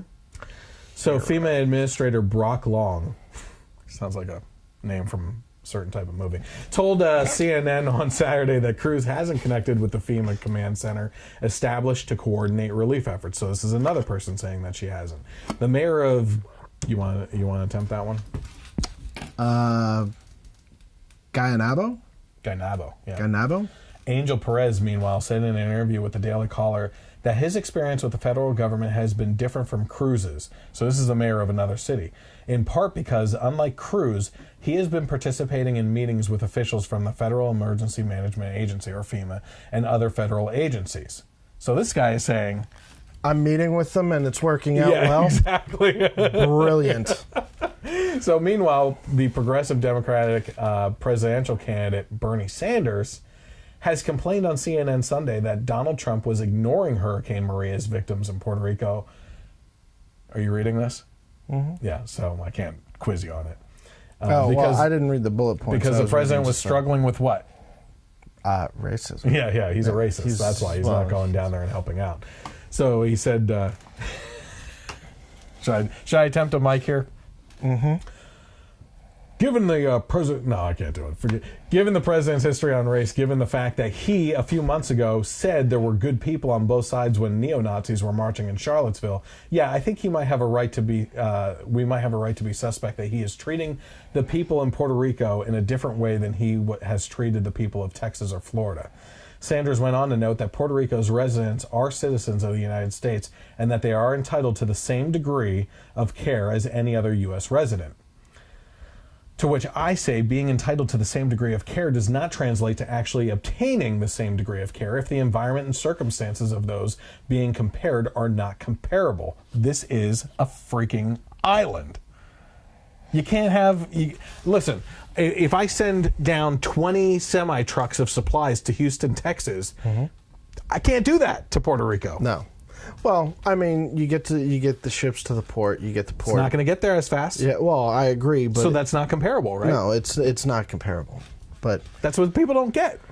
Yeah, well, they it sounds like a lot of people wished or live in hindsight and say, oh, well, we should have had these boats ready to go then. Well, you don't know what a hurricane everybody is wants to be do. a Monday morning quarterback until the ratings are down. Yeah. Stop. So we've ripped on the mayor now, okay? Yeah. To be fair, Trump didn't exactly help his own cause with some of the statements and things that he was doing either. Yeah, we'll get to that. Are you doing that? This is it. This is it. Good. No, we're going to get right to that right now. Good. So let's take a look at one of his incidents down in Puerto Rico. Hey! From the 3 line. Nothing but net.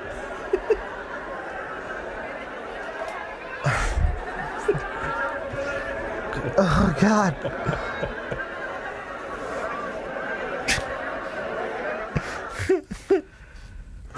This is all about PR here, right? You're just not doing yourself any favors by treating it like a concert.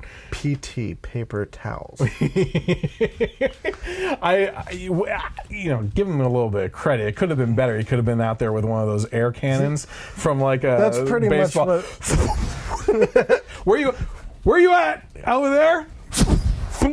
No. So a few of my friends and I have had some fun with this.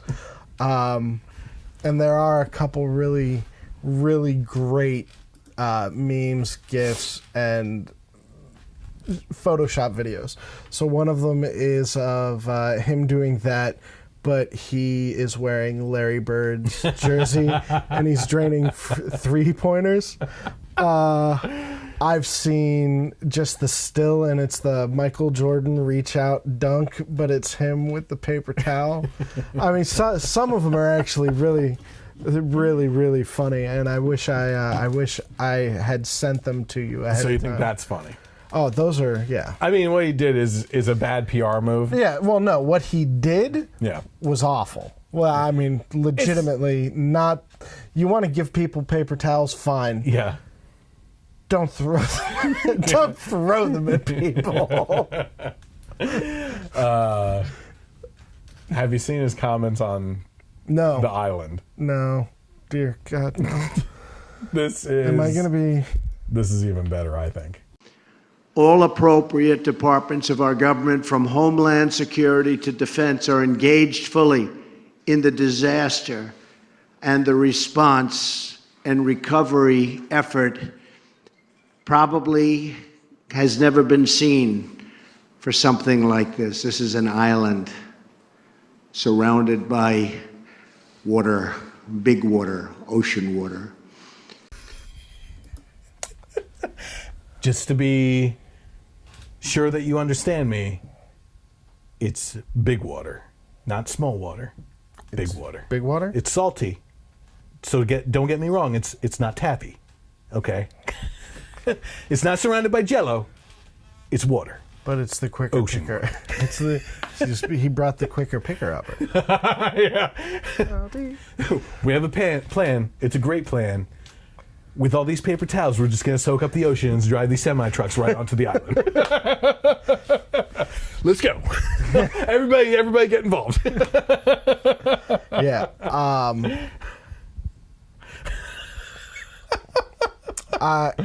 Just in case you didn't know, islands are surrounded by water. Right. And I also understand that if you put all of the supplies on one side of the island, it might tip over. Yeah. Where's Hank Johnson when you need him? I don't know, but it's still... Did I inform you about that? No, actually, my dad told me about that a while ago, and then you brought it up. I don't know if you brought it up on the podcast I was here, or if it was someone else, but whatever it was, I had completely forgotten about it. And you played the clip. Yes. And I heard the first, 3 words, and I knew what it was. And I sometimes listen while I'm at work. It's not a good thing to just randomly be sitting in a cubicle and start laughing hysterically when no one else can hear what you're listening to. Democrat from where? Do you remember? No. But, yeah, so Hank Johnson is a Democratic senator, I think it is, or congressman. Yeah, something. But he said he's talking to a commander who should be given a freaking award for dealing with this. And Hank Johnson's like, our concerns are that if you send over our military personnel and they're gathered on one side of the island, that the island might tip over and capsize. And the military commander's like, sits there for a second. We don't anticipate that happening, and just calmly addresses it. You know what he was doing? He was going, don't laugh. I want to see an interview with this guy on his thoughts after the fact. Yeah. Oh my word. That was one of the best clips of all time. Yes. So San Juan's mayor Carmen Yulin Cruz has responded to Trump, calling her nasty by wearing a T-shirt emblazoned with the word. So this was in subsequent interviews as well, that Mrs. Cruz wore the shirt during an interview in which she attacked the president for his visit to Puerto Rico after their U.S. territory was devastated by the hurricane. She said, what is really nasty is that anyone would turn their back on the Puerto Rican people. Trump has twice used the word nasty to describe Cruz, the first time in a tweet over the weekend and the second time in a TV interview. I would hope that the President of the United States stops spouting out comments to hurt the people of Puerto Rico. Or just you. Yeah. Rather than commander-in-chief, he sort of becomes miscommunicator-in-chief. Well, my advice to her is lead by example. Yeah. I mean, if you're upset with his childish antics, what does the T-shirt say about you? Yeah. What does it say that you aren't even going to these meetings with FEMA officials when you say that you're in the thick of it? You can't be bothered to do the work, but you'll put on a hell of a show for the cameras that you're doing the work. Yeah, well, that's important. She's nasty. I didn't say it. I'm on a roll. That's 2 for 2 right now. Yep. Okay. She's going to start talking about routes soon. Yeah, Navy routes. Yeah. And everything else. No, she can't talk about that. She's a woman. Tonight's main topic is, so it's obviously the worst kind of story that we could be talking about. Yeah. That's why I save all the funny topics for first. Unfortunately, we're going to end on this one, but there's a lot to be said, a lot to go over. It's about the worst mass shooting in modern American history. So let's go over what happened first. New details from investigators here show that gunman Stephen Paddock had planned out the Mandalay Bay massacre meticulously for months. Paddock fired from his 32nd floor room in the Mandalay Bay hotel suite at a Jason Aldean concert across the Vegas Strip, attended by over 22,000 concert goers. Paddock was using modified rifles with bump stocks installed that mimicked the actions of an automatic rifle. A new assessment of casualties keeps the death toll at 58 plus the gunman, so 59. But the number of injuries has been revised down because of earlier miscounts. So the number is now actually 489, which is just still terrible. Right. Paddock was a millionaire, and I'm getting different accounts on this. Some are saying that he was a real estate investor. Others are saying he was a type of accountant. So I'll be honest with you. When it comes to mass shootings, yeah, a lot of people go to the shooter. I choose not to. I didn't know his name until now. Yeah, I forget it after I say it. That's why I wrote it down. I choose not to give him credit. Right. Yep. I understand where you're coming from. You have to be so broken. So extremely broken, beyond anything I can comprehend, to do anything like this. So I know nothing about the man. He's the fact that he's a millionaire, whatever. That's crazy. I'm just going to give these details because in subsequent... Sure. Someone listening down the line years later or whatever it is, like they know what we're exactly talking about, just not just a shooting, but this shooting. So so I have down here that he's a real estate investor, and everyone seems shocked he would do this despite the fact that he has amassed weapons over the course of years, totaling now near 90 plus at all his residential homes, according to some reports. He supposedly did not hold any specific religious or political stances so far as the media has found so far, but the investigation is still ongoing. Trump, I think, actually gave a great presidential address on the Vegas situation.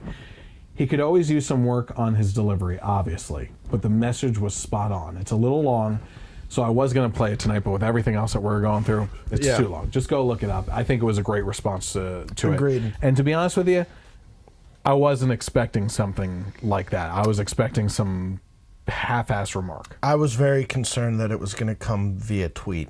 Yeah. And, good point. I woke up like many people on Monday morning. Now I wake up at 5 a.m., so I'm up early. And so I turn on the news and I open my phone, just like I'm sure everybody else does. My dogs are eating. I'm getting ready to go for a walk, and breaking news comes up, and that's what I'm looking at. And at first I wasn't thinking anything about him. I was thinking about the people, how awful. And, on the walk, you get to think about all the extra stuff. It's about a 45-minute walk. And, listening to a podcast, not this podcast at that time, it popped in my head because whatever I was listening to said something about the president. And my exact thought was, don't be a tweet. Yeah. Dear God, don't be a tweet. So I was pleasantly surprised. So in case you were wondering what the alternative to the current president would have said had she assumed office, Hillary Clinton put on social media, Facebook specifically, Las Vegas, we are grieving with you. The victims, those who lost loved ones, the responders, and all affected by this cold-blooded massacre. The crowd fled at the sound of gunshots. Imagine the deaths if the shooter had a silencer. which the NRA wants to make easier to get. Our grief isn't enough. We can and must put politics aside, stand up to the NRA, and work together to stop this from happening again. So, I've said that I think that there's a mass misunderstanding on what the NRA actually is. Okay? The way that Hillary Clinton talks about the NRA and the other things is like they're an arm of the government that has this like ATF. Sure. Right? That they are literally out on the streets handing guns to people. Mm-hmm. That's the way these people do it. It's an organization of members that support the Second Amendment. Right. That's it. Right. They talk about supporting the right to own a firearm. That's it. It's a lobbyist. Yes. That's it. That is it. So they are words. There's money behind the words, but they're words. Right. I know where you're going. She politicized this right off the bat in a statement and said that she wants to put politics aside, but then attacks the NRA in a statement about the victims. So there's a lot of that. I could sit here for the next hour and deconstruct just this. That. Yes. So I'm just going to repeat this. Las Vegas, we are grieving with you. The victims, those we've lost, those who lost loved ones, the responders, and all affected by this cold-blooded massacre. That's it. Had she stopped there. Yep, it would have been okay. Perfect. Sorry you're not the... No, I'm not sorry you're not the president. It is what it is. But you did the right thing to that point. After that, there was no point. Everything else that you did was doing that stupid, that I want my agenda pushed, so now I'm going to strike because I think the iron is hot. And there are so many little things, but one of the things that pisses me off about anti-gun people in general is about silencers. Mm-hmm. Oh, it's an evil silencer. You never hear a silencer. That's not how they work. That's movies. It's just not how they work. Like I said, I repeated this time and time again on the last podcast I was on. Do your research. Yep. Movies have you take this magic thing. That's it. Yeah. I'm shooting a machine gun. That's not how it works. No, it's not at all. It's just not. It muffles the sound, but it does not. It's still loud. You still hear it. Yeah. You still hear it. Imagine if the guy had a silencer. Shut. Yep, I gotcha. Just, what happened? Well, crap like this. Yeah. Crap like this. You're. Yeah. So, I'm done with that. Yep. Let's that move on. comment. Let's move.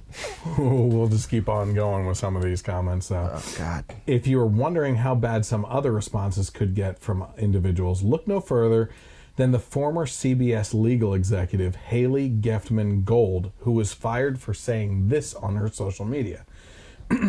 If they wouldn't do anything when children were murdered, I have no hope that the repugs will ever do the right thing. I'm actually not even sympathetic because country music fans often are Republican gun toters. And she got fired for it? Yeah. Good. Good.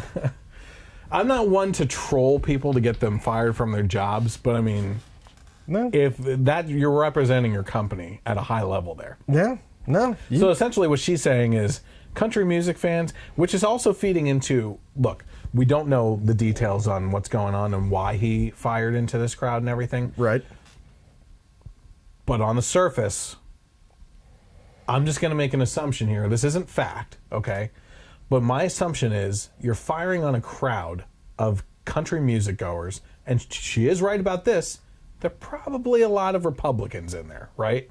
And if this turns out to be politically motivated, which they're saying he took no political stances, but let's just say it comes out that they find stuff in relation to Antifa or something like that, right?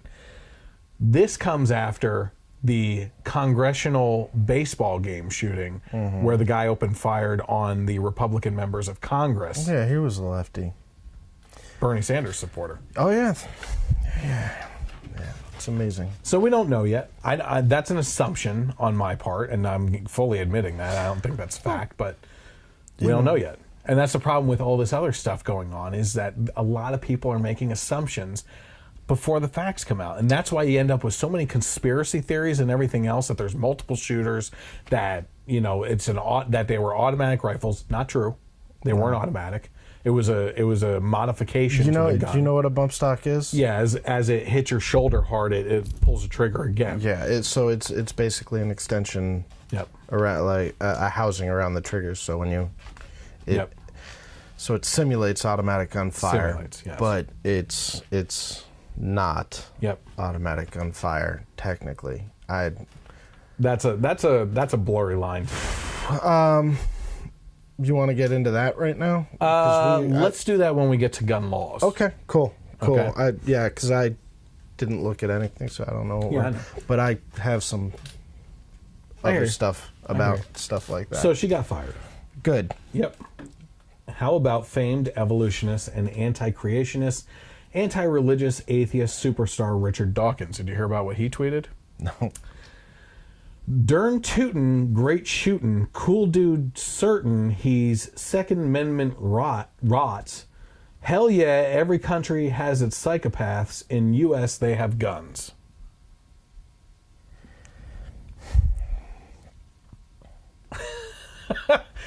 What this comes down to is the absolute arrogance of people trying to... He's offending a lot of people, Second Amendment supporters, making assumptions on the type of people that Republicans are and gun advocates are. And he doesn't even care. He's joking around about his situation, basically. Yeah, I don't care. I don't even care. You want to make fun of me because I support the Second Amendment? Fine. Exactly. 58 people died. Not going to war. Yep. Not being part of gang violence, not committing suicide. They went to a concert. Yep. They were sons and daughters, brothers, sisters, parents. What the hell is wrong with someone that they're going to come out and make a joke? Like,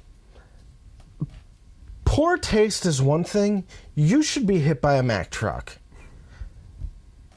Well, what happens to him, though? Nothing. As far as he's concerned. Because he's got his First Amendment rights. No, because, what I'm saying is he's an atheist. I mean, that's what he's most well known for. So if he gets hit by a truck, nothing happens anyway. We should find out. Let's test this theory. I actually said in my original post on Facebook, I have actually, I've seen some of the things he said about Christians and how stupid they are and everything, and I've actually sat there and prayed for this guy to somehow come to Christ eventually. Oh, he'll meet Christ. He'll probably be... Look, if you're saying this kind of stuff, you don't have a soul to save in the first place. I've read some bad jokes about this. Oh, I haven't seen any of that. And this is...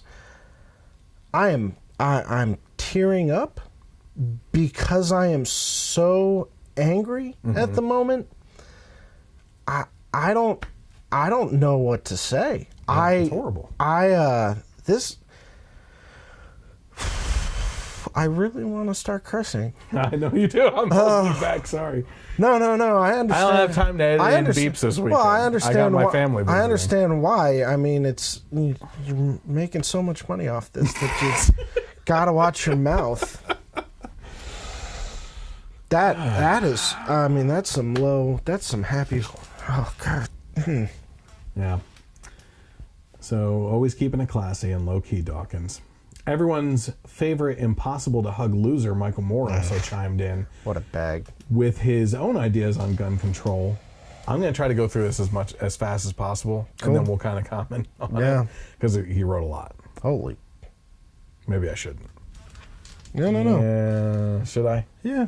All right, well, I'll try to go through it as fast as possible.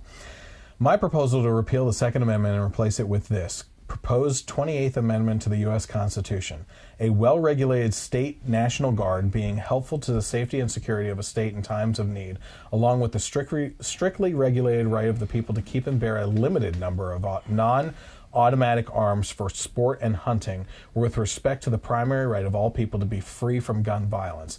This shall not be infringed.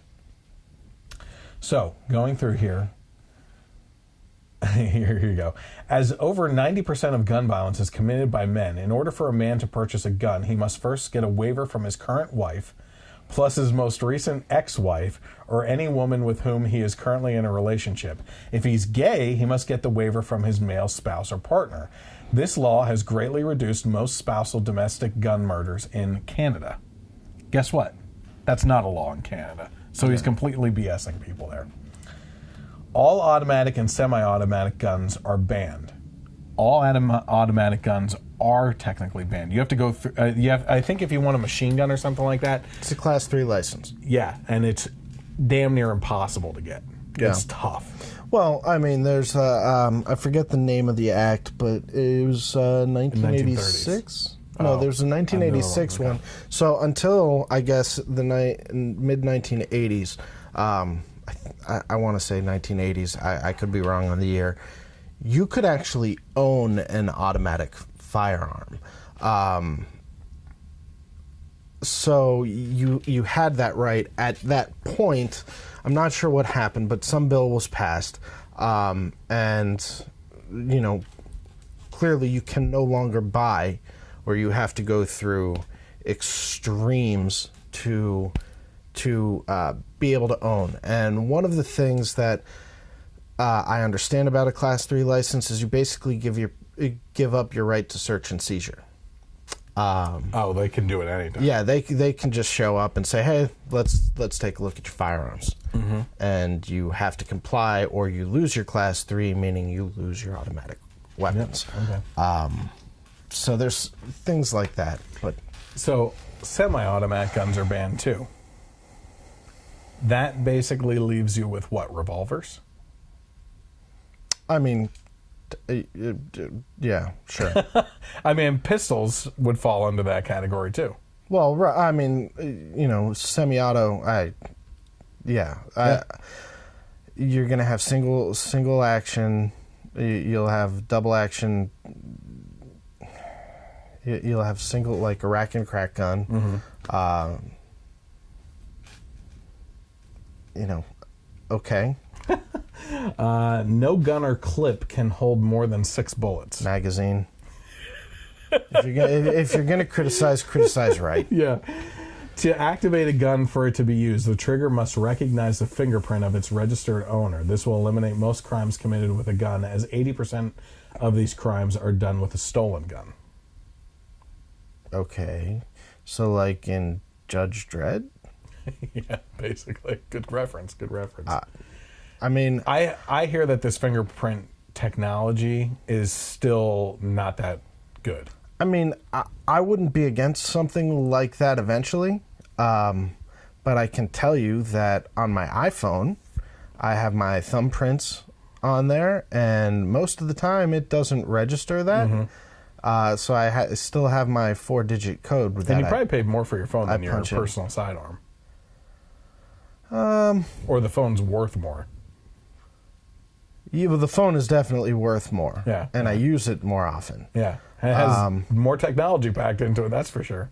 And I carry it with me everywhere, whereas I don't carry my firearms with me everywhere. Well, I actually don't carry. Let me say this: I do carry my phone everywhere with me because I go to the bathroom with my phone, and I go to work with my phone, and I am not allowed to bring firearms to work. So, gotcha. Completely understand. they don't come anywhere near my office. Yeah. So there's that. But yeah, other than that, they're pretty much on me 24/7.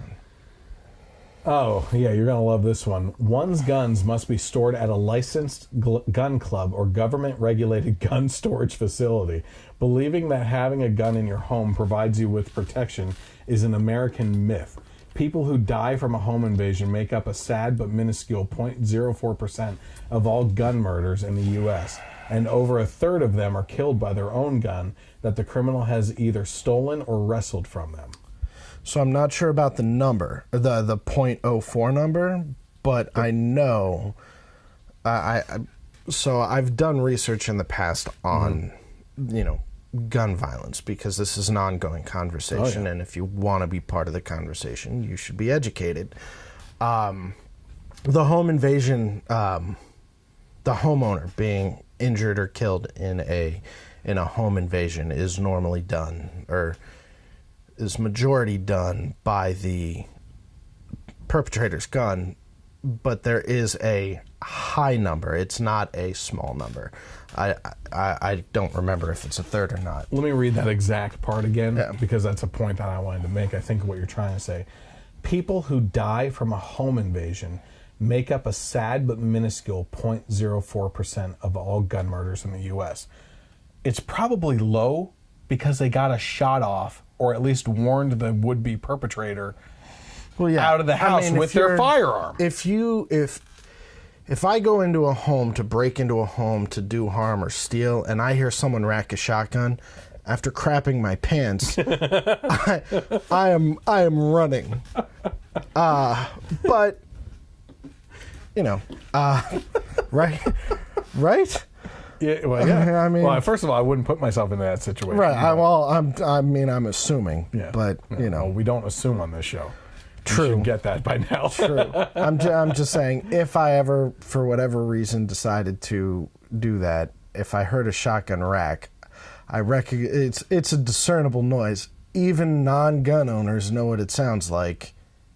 You're getting out of Dodge. So that I understand. There's a lot more that you could find if you actually want to hear any more asinine comments from Michael Moore. Just go to his Facebook page, and that is a long response. You were scrolling through a solid page and a half of extra garbage. Garbage, exactly right.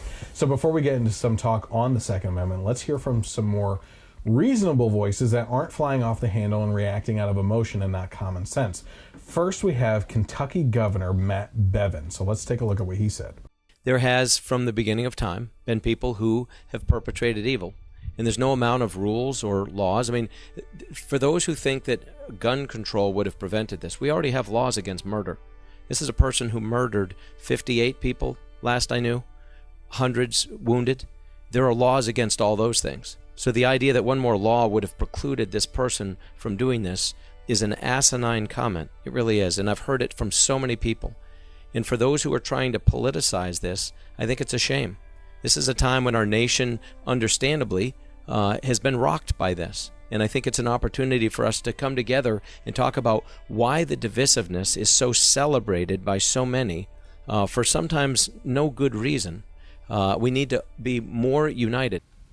I absolutely agree with everything he said. Yeah. I don't think there's really that much else to say. I mean, he's one of the main points he said was we are celebrating the divisiveness. Yeah. Oh, you're anti-Second Amendment? I'm for the Second Amendment. Let's freaking fight about it. You know? In the meantime, families are mourning the losses of their loved ones. Yeah. And people are recovering in the hospital. To be honest with you, you know whose opinion I want to hear? Those people's opinions. Yeah. If anyone, first of all, I think that our constitutional rights supersede any of the opinions of anybody because they were put in place for a reason. But if I'm going to listen to someone opine on a right that has an effect on people, I want to hear from the people that it affected.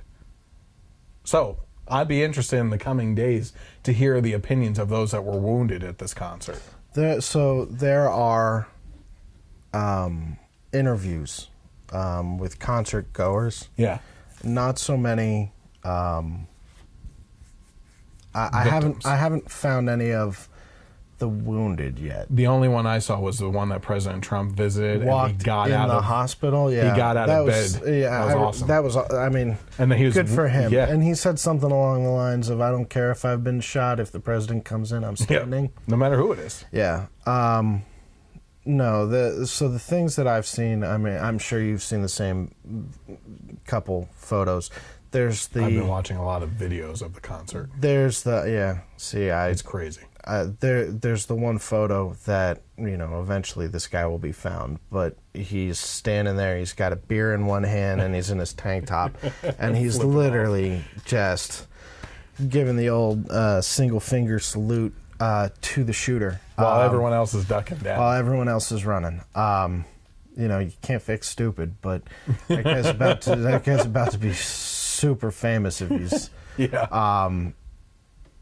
because at end of the day, it's a ballsy move, man. I've read some accounts where, I read a really awful one today, and I don't know why I decided to read it. It was two sisters, the one's husband and the other's boyfriend took the trip to Vegas for the sister who died, her birthday, and the boyfriend had confided in the other sister and the husband that he was planning on proposing. I heard about that.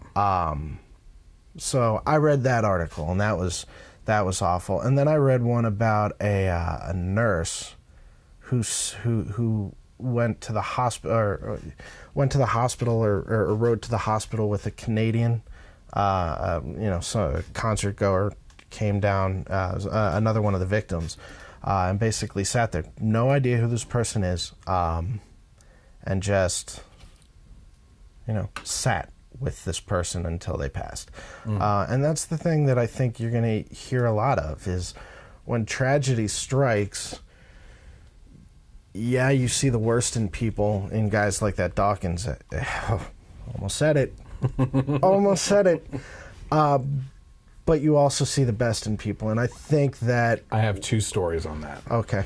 Yeah, we'll get to that. Next up is a guy on Facebook, just some random guy that had some pretty amazing insight into this situation. So his name is Damon Richard, and as far as I know, I don't think he's anyone famous at all. Okay. But he wrote this post: "Bad guys do bad things," bad guys do bad guy things. Someone once told me that. Fundamentally, it is the only truth. Everyone is running around trying to create meanings about everything that happened. The same old stuff is popping up: guns, religion, race. But here's the fact. A guy used a gun or guns to terrorize a bunch of people. He killed 59 and wounded 500 plus last I saw. There were 22,000 people at that concert, several of which are very close friends. So while people sit around and blame guns, think about this. A guy who shot into a crowd for roughly 15 minutes only managed to kill 0.2% of the attendees and only managed to wound 2.6% of the attendees. So as a local to Las Vegas who had some of his best friends at that concert, I'm so very thankful the bad guy doing bad guy things chose to use a gun as his tool of terror and not something more drastic like a bomb. You can stop someone hell-bent, you cannot stop someone hell-bent on an outcome just because you make them choose from a different set of tools. Fighting and division between Americans is never the answer. United in love, anything is possible. Divided in ignorance is a downward spiral." It's well put. Yeah. It's very well put. Yeah. Now, to me, one of the points I wanted to bring up about this is the fact that you're talking about a concert of 22,000 people. Now, like I said, I did watch some of the videos of cell phone video coverage from people in the crowd, right? The first one that I watched was pretty intense. It was a front row person holding their phone on Jason Aldean. And you can hear the gunfire in the background. No one really knew what was going on. And Jason's still singing. And then all of a sudden he realizes what's going on. He gets the hell out of Dodge. Sure. You know what I mean? And then they turn around and they're looking around for what's going on. And they sweep across with the video of the field, right? And all these people have ducked down or laid down on the ground, okay? If you look at these videos, and you don't have to, I just want to describe it to you so you don't have to see it, they have become a mass target by laying down. Now they are literally all covering the ground and each other, and you can shoot and not miss anyone. Yeah. So, but I also said to a friend too that sent me this post that was written. I said, had they all run in different directions, it could have killed more people. It could have been a stampede over each other and killed more people. Right. So, it's a horrible situation. There Absolutely. was really, I don't know what the best course of action would really be to shoot off in the 4 directions according to which end of the field you were closest to or whatever. Sure. But here's the thing. Going back to what this guy said, knowing after what I said about the video that it became a mass blob on the field to just shoot at, 0.2% of those people were killed. He was literally spraying bullets down into this crowd with the potential to hit a new person with every shot with ease. You didn't even have to aim, right? 0.2%. 2.6% were wounded. For me, that's the hand of God right there. Okay? Now, people would also say in an argument against that, well, if there was a God, how could he let something like this happen? Look, evil is the opposite of God. Yeah. Evil happens, and I think personally God was out there protecting a lot of those people. Now, that's a hard pill to swallow when you think of the lives that were lost and why didn't he protect them? Sure. I don't know. Those are answers that we will never know in this lifetime. Correct. You know what I mean? But going off of that, I also have another video of someone that was interviewed that I found really interesting. This guy claims to be an agnostic and was interviewed here. Once my sister and I, we started running to the left, and every time they shot, we took cover because, you don't want to be the one guy who's just standing up running, because for all we knew, that would just make us a target. But my sister, being as noble as she is, she actually threw herself on top of me and was saying, "I love you, Taylor, I love you." And I'll never forget that. But we didn't know we were safe until we were sitting in the McCarran, one of their hangars almost. A car almost ran through the gate just to get on the runway, just to get away from that location. Because as far as we knew, there was multiple gunners, and we didn't know which direction they were coming from, and the employees at the time weren't letting us in because they didn't know what was going on. But even an hour and 30 minutes, I didn't even know if I was safe. You said you believe the gunfire was coming from the Mandalay Bay. Did you have any sense, and it can be very hard to tell this kind of thing, did you have any sense it was coming from above, from the 32nd floor? A part of me did, just because of the vantage point he must have had to get some of the shots that I've seen, because there was a tent, and if it were on this side and I took cover here, there were still bodies on that side of people just laying in pools of blood. And I still didn't even know if that was safe or not, but it's kind of a fight or flight situation. You can't really, you just got to take it to God at that point and, hope that you can make it and hope that you're safe. And I know I can't speak for everyone, but for me, I'm just, I was agnostic going into that concert, and I'm a firm believer in God now, because there's no way that, all that happened and that I made it, and I was blessed enough to still be here alive talking to you today. That's pretty amazing. Pretty powerful. I mean, that's his own testimony of being turned around at a concert that wasn't even a Christian concert or anything. Sure. It was a horrible incident, but yeah, that's pretty crazy. It's awesome for him, in a very dark time. Yeah. And I hope he pursues and finds more answers to some of the things that he's asking. The light shines brightness in the dark, right? Yeah. So, do you know who? Yeah. Are you not a fan of him? No. Dan Bilzerian, who is known as the king of Instagram, was at the concert when the shooter opened fire. He's known for his love for guns, as well as women, that's for sure. And he frequently posts about his collection on Instagram. So you're probably not going to like what he had to say here, but he told people about his firsthand experience on Sunday night. He said, "We were on stage when the gunfire started. It sounded like firecrackers, which is what it sounds like when supersonic bullets are flying over your head." Bilzerian then saw a woman on the ground who was dead and said in a video posted to his 23 million followers, "F, this girl just got shot in the effing head." Bilzerian got into his van, delivered a different woman who was severely injured to the hospital, then headed back to the scene with a gun ready to take on the shooter. Not that there was much he could do, but the shooter was dead by the time he had actually gotten back to the scene. So it does say something to actually head back to the scene, though. So, but right. If you think that you're going to be going lone wolf on a dude, here's the things that I know about this guy. He's a trust fund kid. He is a former Marine. Is he? He's something. I know he tried out for the Navy. Like he went through SEAL training and dropped out. Okay. I read that somewhere. I know he's a poker player too. So he's not that has anything to do with military. If he was in SEAL training, he has to be some form of military.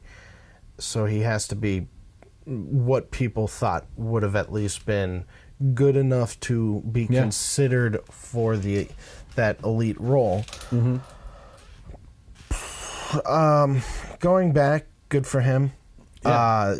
That again, kind of like the dude with the middle finger. It's ballsy. You don't know what you're going back into. Yep.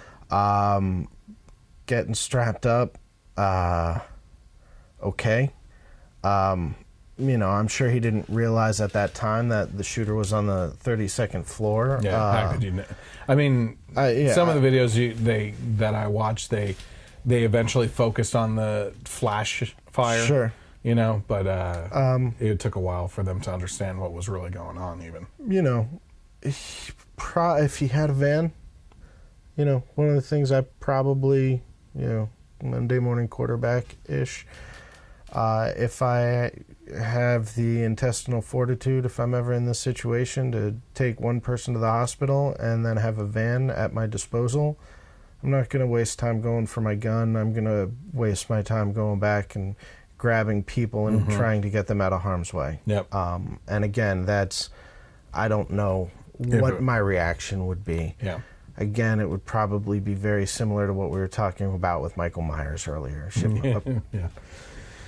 So speaking of heroes, Taylor Winston, a 29-year-old Marine veteran, and if my buddy and client Jack is watching, you're never a veteran if you're a Marine. You're always a Marine. So I've heard that. He stole a truck to rescue 30 Vegas victims. I read about this. Awesome story. Yeah. Now, the text. Did you see the? I ain't going to the text because you can talk about that if you want after this. It's pretty fun. But to me, this is a story that feeds into faith, in my mind. Okay? I agree. So having met up with friends near the concert stage, Taylor and his girlfriend Jen Lewis had just begun dancing when chaos broke out. People started scattering and screaming, and that's when we knew something real was happening, Taylor recalls. With nowhere to run due to the venue's fenced-in setup, Taylor, Jen, and thousands of others had no choice but to get to the other side. The shots got louder and louder, closer to us, and saw people getting hit. It was like we could be hit any second, Taylor said. Once we got to the fence, I helped throw a bunch of people over and got myself over. It was a mini war zone, but we couldn't fight back. I saw a field with a bunch of white trucks. I tested my luck to see if any of them had keys in it. First one we tried opening had keys sitting right there. I started looking for people to take to the hospital. There was just too many, and it was overwhelming how much blood was everywhere. One by one, injured victims packed themselves into the back seat and the truck bed before Taylor rushed them to the hospital in the stolen vehicle. Once we dropped them off, we were like, well, let's go back for round 2 and get some more, he said. Dude, I'm tearing up on this, because how do you go out into a parking lot at a concert with thousands of people? Yeah. And the first emergency ready vehicle that you come to has the effing keys laying in it. Right. Tell me that's not the hand of God at work in this situation. There is something to be said about divine intervention and being in the right place at the right time, however you want to look at it. You choose to believe that it's God's hand at work. I tend to agree with that. When I saw this, because there were some tweets. There was actually the owner of the truck and this guy, actually exchanged some tweets or back and forth, or text messages back and forth. I'm sorry, I'm exhausted. Back and forth where, because he held on to the truck, or the truck keys. He brought the truck someplace and was able to somehow find the guy's telephone number and text him, and just said, hey, your truck's here. And when the guy went to go get his truck, he realized no keys, so he texts him and he goes, do you still have my keys? He's like, yeah, I have your keys. I also have your toolbox, which is one of those big toolboxes in the back. He's like, you know, we wanted to make sure that we got everything for you. So we have everything. We can meet up. And it was, again, it's the beauty of humanity coming out in people. And that is, if you don't believe in a physical representation of God, I think this is the closest thing that you will ever see. Yeah. It's a miracle. Is, you know, people displaying the best of humanity, however you want to look at it. God's will, divine intervention, you know, right place, right time. You take your pick. But once you understand miracles, you don't see coincidences anymore. Sure. Yeah, sure. Absolutely not. I can't remember the last time I went, well, that's a coincidence. Or, right. I can't remember the last time I did that. Well, Obi-Wan says there are no coincidences. Star Wars. I don't want to get off track. I don't want to bring up something else, but remind me about that after this story. Sure. Okay? So, here we go. Jimmy Kimmel took to his show's monologue to take on the Second Amendment advocates in a very emotional state while spouting off some pretty egregious outright lies that the public absolutely fed on. I can't possibly do as good of a job as Ben Shapiro and Steven Crowder did on their video takedowns of the Kimmel monologue, but I would encourage you to go watch them because they take it piece by piece and just rip it apart. Not in a mean way. It's just that they're spotlighting outright lies that he's telling, you know? But, and I would have played the video, but I'm afraid that it would be another blocked YouTube video. and you wouldn't get all that cash money. No, cash money. But Kimmel said a couple things I wanted to spotlight here and that I want to address. He said, we can't understand why a human being would ever do something like this to another human being. Well, it's pretty easy to tackle because our heart is absolutely filled with evil and hatred, okay? And those people do evil things no matter what the tools he would have chosen. He was hell-bent on killing as many people as possible. And like that other guy said on Facebook, you can't change the decision of someone that is hell-bent on doing something just by changing the tool set that they use. Right. Kimmel also said this was because of, quote, one person with a violent and insane voice in his head, and directly related this to mental illness. The investigation details on this aren't even clear yet. Certainly not the day after the shooting when Kimmel taped this, but he was jumping ahead of the media curve to tackle with an often used line of attack in regards to mental illness. This is always one of the arguments for gun control, right, is mental illness. What about the people that are mentally ill? Well, I'm going to tackle that here in a second. I've talked about this before and the dangers of going down this road of mental illness and allowing government officials or their influence to determine what is or isn't mental illness. Would someone who is depressed for a short period of time after a divorce that ends up finding love again be banned from owning weapons because of a doctor visit for temporary depression? Who hasn't at one time or another been depressed about things? But I guess that is the ultimate goal in the argument of taking away guns.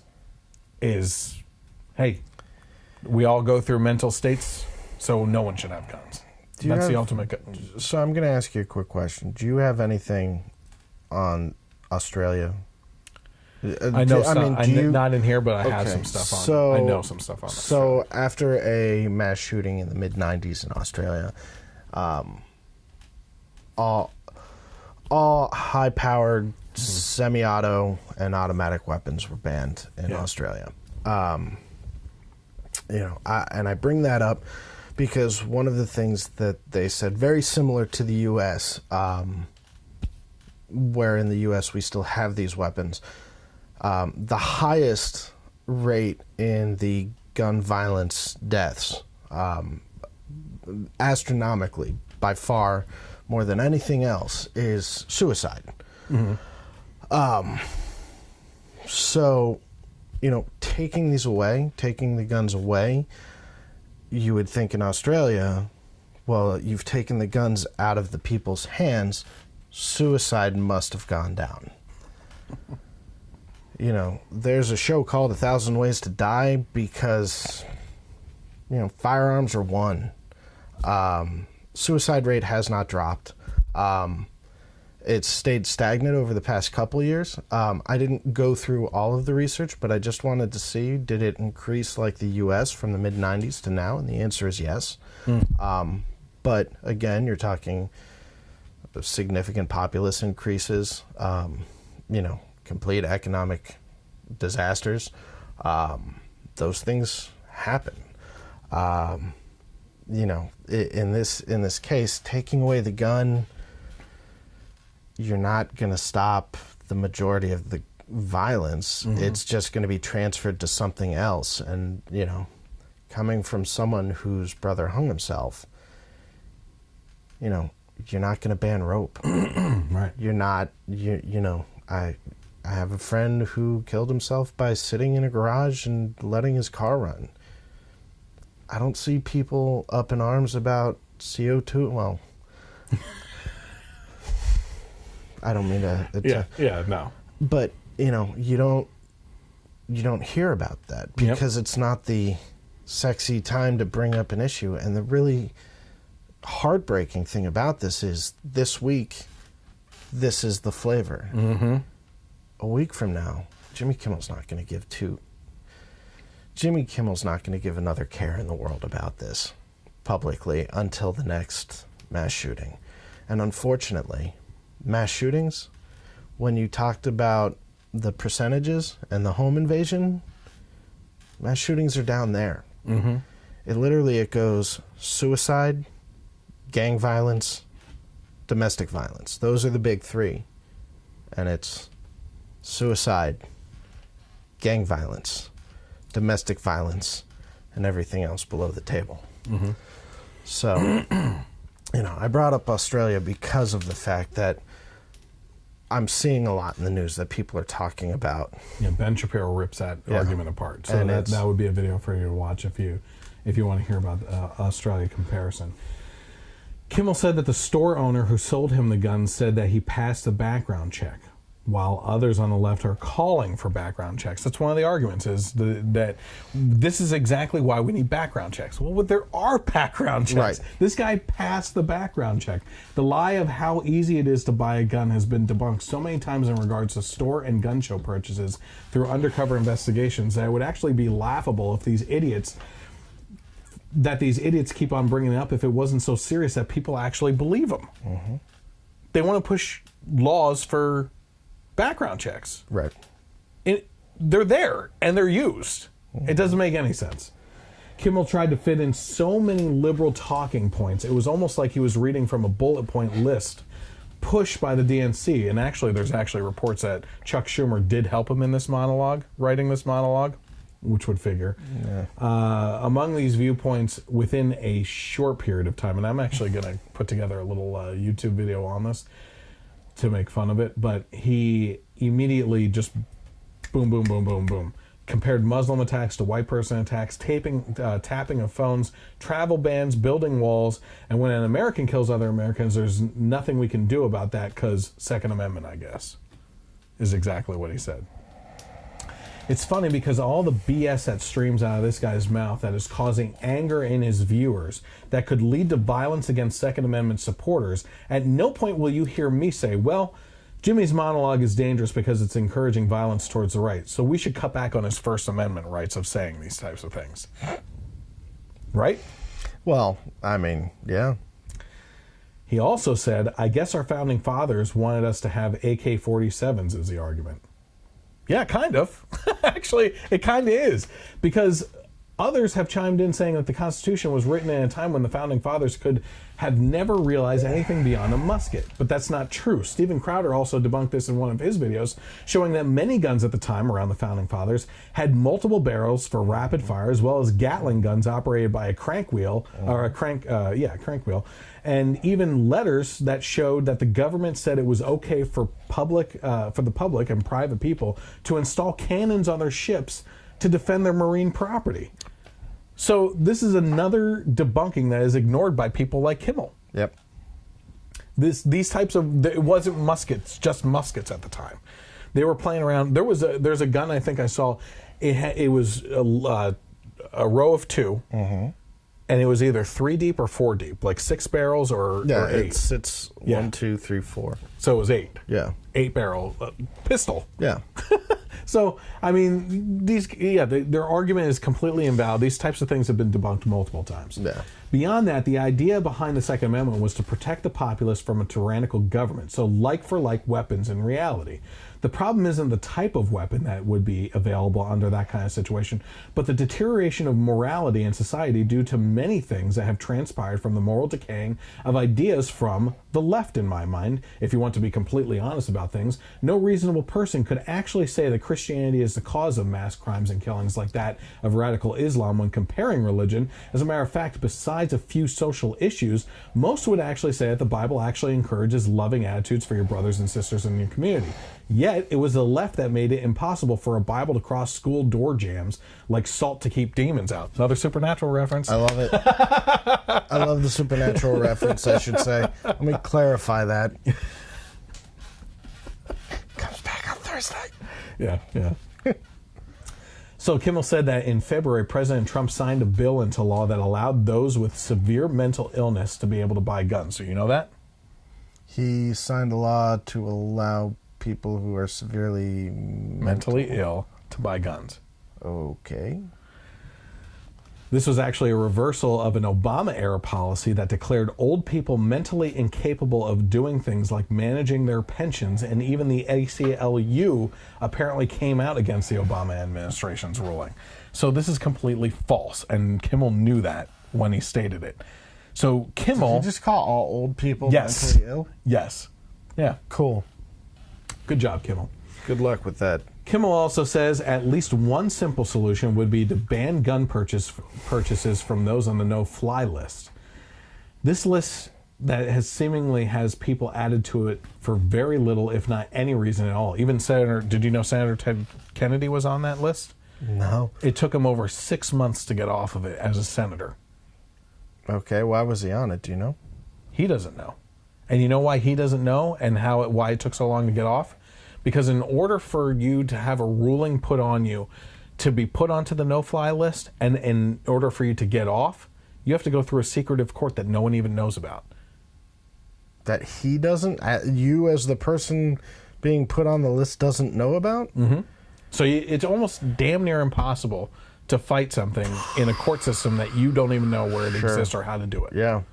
So Ted Kennedy ended up on that, and as a senator, it took him 6 months to get off of it. That's scary. What's it going to do for the little guy? It's over for you. Yeah, if you're don't fly YouTube Air. Yeah. The following night, Kimmel addressed those who criticized him by saying, "But I do want to say something to these nuts who spent much of the day today on television and online attacking those of us who think we need to do something about the fact that 59 innocent people were killed. They say it's inappropriate to be talking about it because it's too soon. Well, maybe it's too soon for you because deep down inside, you know you bear some responsibility for the fact that almost anyone can get almost any weapon they want, and you want to now cover yourself until the storm of outrage passes and you can go back to your dirty business as usual." I'll let you respond to that one. All right. So, again, I made this comment a few minutes ago. You're not going to hear anything about this in 2 weeks from Jimmy Kimmel. I don't know about that, but go ahead. I do, because it's not going to be the flavor of the month. Something else is going to happen. Life moves on. Holding me responsible for this act of terrorism, okay, I'll be held responsible, I guess, if, Jimmy Kimmel, who's a noted alcoholic or a former drinker, well, he was a former drinker. He was on the Man Show for years, so clearly a misogynist. He should take responsibility for all the domestic violence in the world, because that's just where it starts.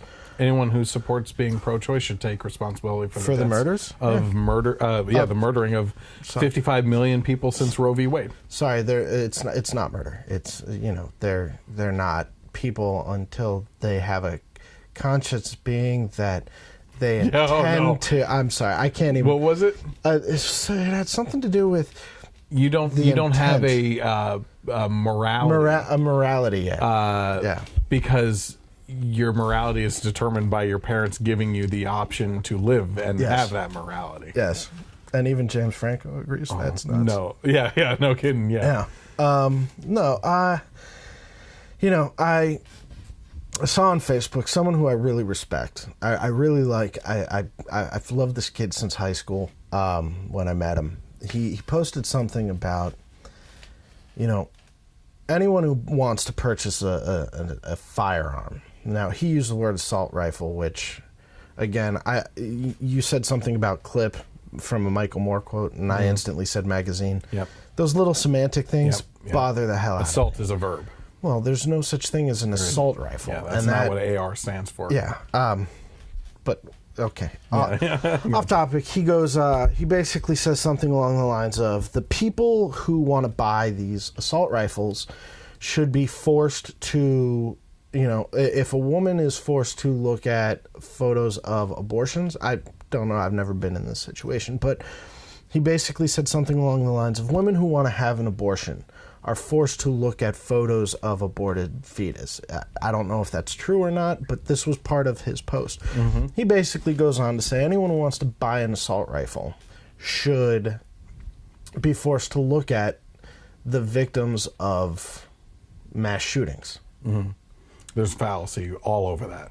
Well, I responded, and I basically just said, hey, look, this is, if I see that, my initial reaction, and the reason that I own most of the firearms I own, is to stop the guys from doing that. Are to protect myself. Yeah.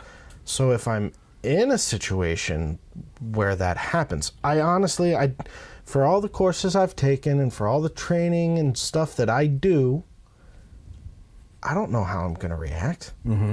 No one does. Yeah, you don't until you're in the situation. Unless you're trained for it, military-wise. Yeah, and I'm not in the military, I don't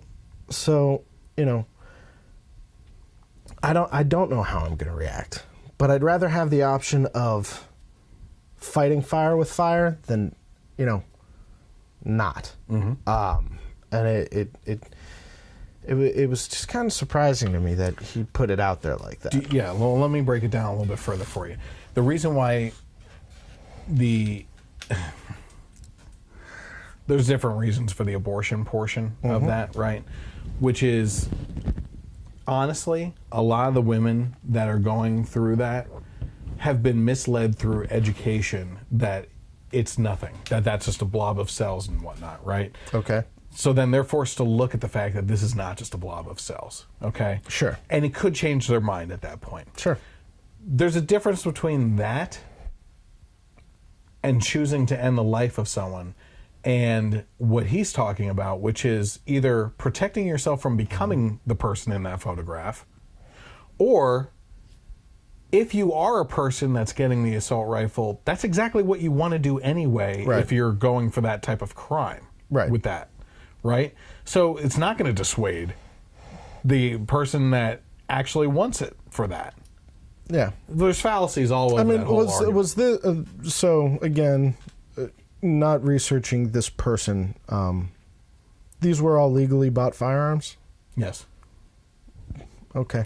So far, from what we understand. All right. But again, this investigation's still ongoing, and all the details aren't out. Well, no, I again, like I said, I prefer to look at the other, the other stories of it. I don't need someone much smarter than me is going to study the why behind this, and I don't know if they will ever be able to determine the actual why behind this. But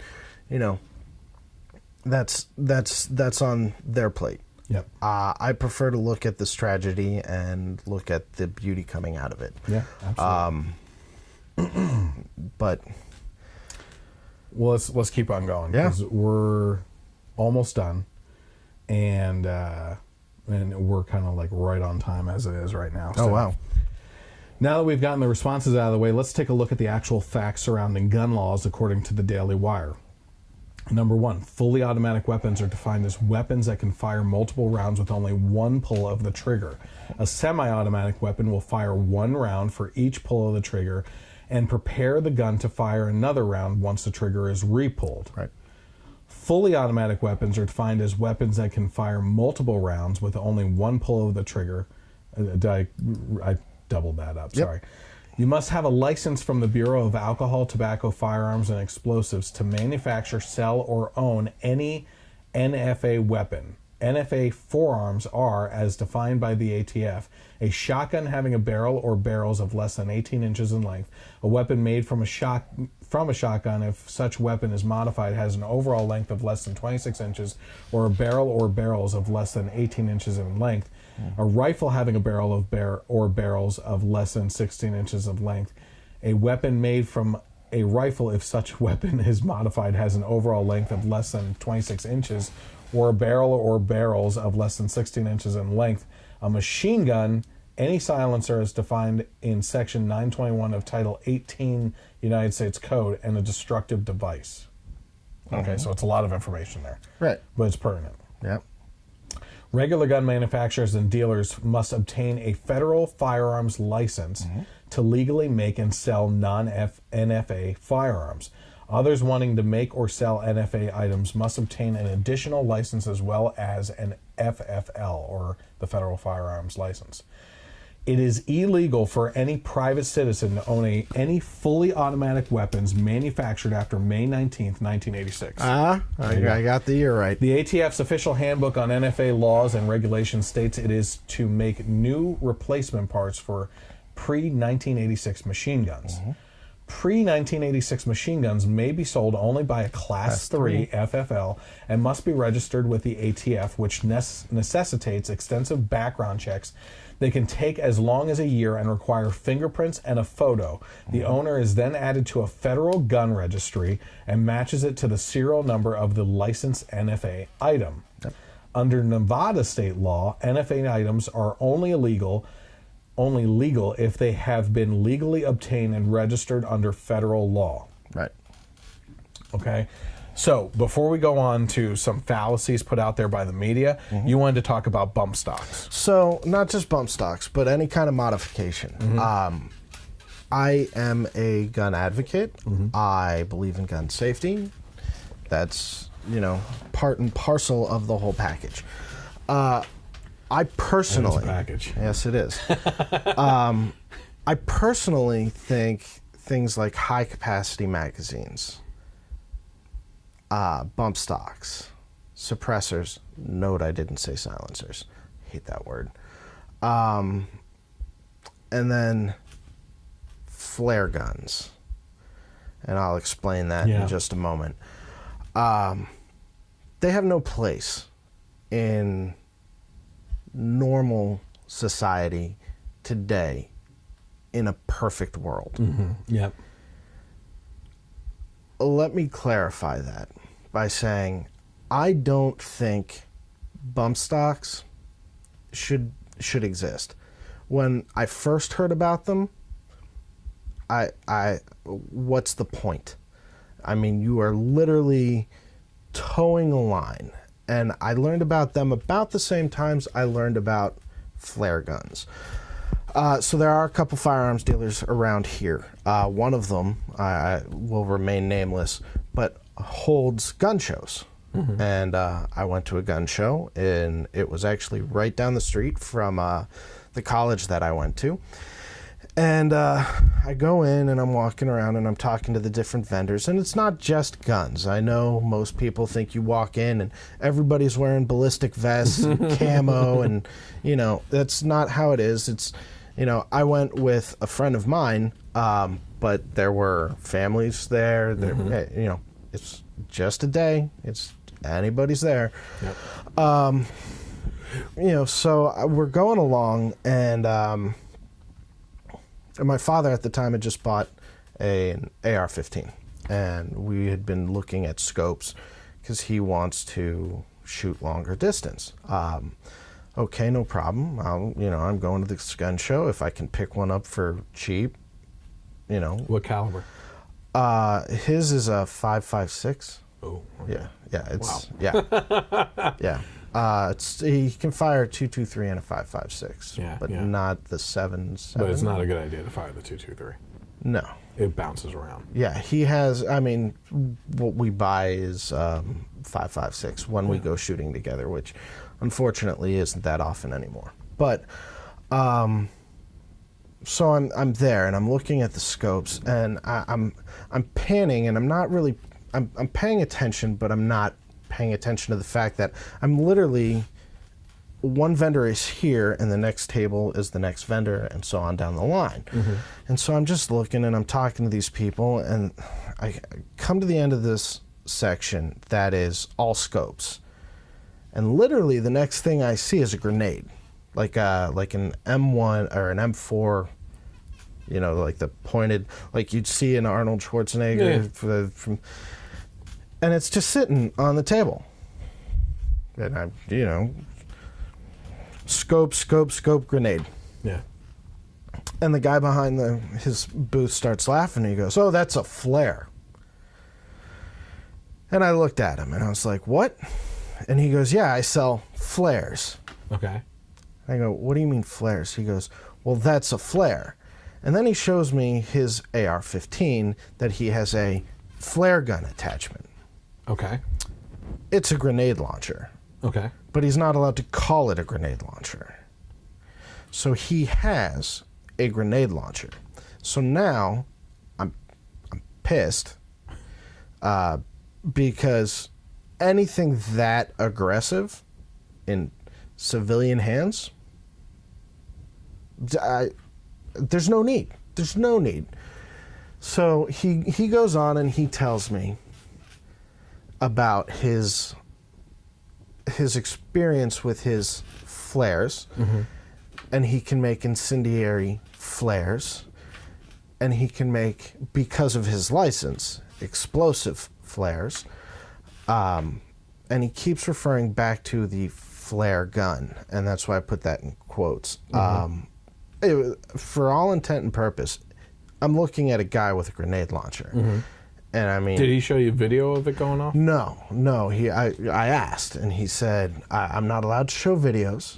He's like, we can show you how to mount it, but we can't mount it for you. Oh my gosh, that sounds even okay. So here, before you go on, okay, mm-hmm. I won't cut you off from telling the story. The statement, what you said in your statement, always gets me when the left says it, which is there's no need for it. Well, there's no need for a lot of things, but we can do it. Sure. Okay. My argument on gun ownership is some things are over the top. I personally think it's hard to look at a bump stock in action after this weekend. Right? Like I actually looked it up for the first time. I had never known what one was before this weekend. Yeah. Okay. And I looked it up, and I'm watching a guy fire this thing, and I'm like, holy crap, that is now an automatic weapon. It's an automatic weapon. Yeah. And your shoulder apparently is going to hurt after that because of what happens with the recoil. But it now has become an emotional response from me because of a situation. Sure. And I don't want to fall into that, because you shouldn't be making decisions based on emotions, right? It should be all common sense. Common sense does say why. But another part of me is saying, I would love to try firing one of those things. But you can go and you can fire one under the supervision of the right people. Yes, and so that's the other thing that I'm talking about here is, like, there's a big difference between society and where things happen and whatnot. Right now, you are sitting out in my bunker. Uh-huh. We're going to make a lot of money doing this. Yes. And and outside, you can't see my neighbors. Right. Okay, besides the horses, goats, and all the other crap. Yep. But I could set up some hay bales out there and just start firing away with one of those types of things. And to be honest with you, I'd kind of like to get my hands on a flare gun and shoot some crap with that too, out in the middle of nowhere. But when you're talking about a city environment and stuff like that, yeah, you're getting dicey. Now, before you go on with your story, what you just left off with saying is hella dangerous. Okay? Yeah. If you can't show me a video of how these things work, right, and you kind of just show me how to set these things up and you don't really have responsibility after that, well, what if it's set up wrong and goes off in the hands of the individual trying to shoot it? Because you don't even know how the hell it's supposed to react. You can't buy these flares, so you have to make your own. Really? Yeah. Oh, so my gosh. He gives you a cookbook, is what he called it. It took everything in my head just to not pull him over the table and start beating him senseless. But he really, because I looked at it, and even then I kind of was like, man, that'd be fun. And there are places,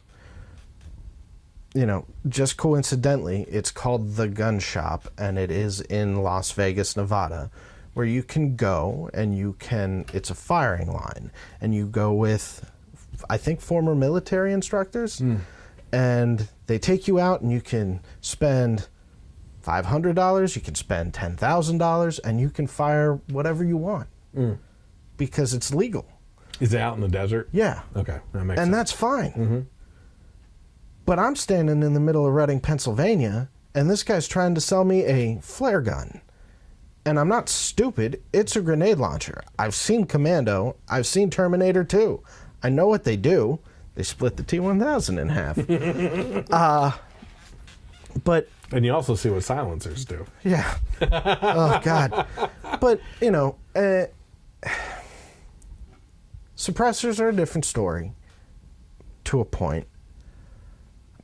The bump stocks, the flare guns, I can't imagine why you would need, or why anyone, not you, why anyone would need them. I understand the want. The need isn't there for anything. I would personally love to pull my own John Rambo with the belt, kind of feeding a fully automatic rifle. That'd be fun. Just shooting at a target. I don't need to do it, but I'd like to. But so that left would feed, or that argument would feed right into the left's argument of, well, no one needs. I mean, if you really want to make the argument, the only thing you need a gun for is maybe hunting, and that's about it. Well, my argument to that would be that in 1986, in May of 1986, the government finally made it illegal to have an automatic weapon. That means any automatic weapon that is out there pre-1986, which there are, I believe there's something like 500,000 out there is the article that I was reading. Some of them are registered. Some of them aren't. Believe it or not all guns that criminals use are legal. You're feeding right into my next topic then. Wonderful. Well, I'm sorry. Let me point out one more thing in regards to guns and facts about guns. Funny enough, or not funny enough in reality, when you actually have media consumers believing the nonsense, CBS made up a bogus term to describe the ammunition that was used by the Las Vegas shooter during the rampage, calling the ammunition he used automatic rounds. Yeah, I thought that would happen. CBS tweeted a link to the report saying, while the guns Stephen Paddock used in Las Vegas fired automatic rounds, they were perfectly legal under ATF rules. This was actually doubling down on the report itself, which actually said, yet while the guns that Stephen Paddock used to shoot more than 500 people in Las Vegas fired automatic rounds, they were perfectly legal according to rules established by the Bureau of Alcohol, Tobacco, Firearms, and Explosives. I'd be curious to know what they define an automatic round as. I've never seen a round just load itself and fire, so I know that it's not automatically going to shoot. Maybe that's what they mean when it's loaded into the clip, and then I don't know that. So let's get into some interesting statistics when you're comparing the Las Vegas shooting to something like Chicago. Southside. Nice. Not the pizza. So the Daily Wire also pointed out some facts in regards to Chicago in comparison to this massacre. There were 84 murders in Chicago just in June, according to DNAinfo.com, which keeps a running tally. There were 76 murders in July and 50 in August. And there were 59 murders in Chicago last month. So far in Chicago, where Rahm Emanuel, former chief of staff for Barack Obama, is mayor, there have been 519 murders this year, and there's still a quarter of the year to go. But the numbers get crazy when totaling gun violence victims. In 2015, 2,988 people were victims of gun violence, according to the records kept by the Chicago Tribune. Yep. The problem with bringing up these facts on the left is that it conflicts with their argument to ban guns. Chicago is already a gun-free zone by law. Banning the guns obviously does nothing and does not guard against criminals breaking the law. Wait. I know. Take your time. It's a gun-free zone. Mm-hmm. So that means one of two things, right?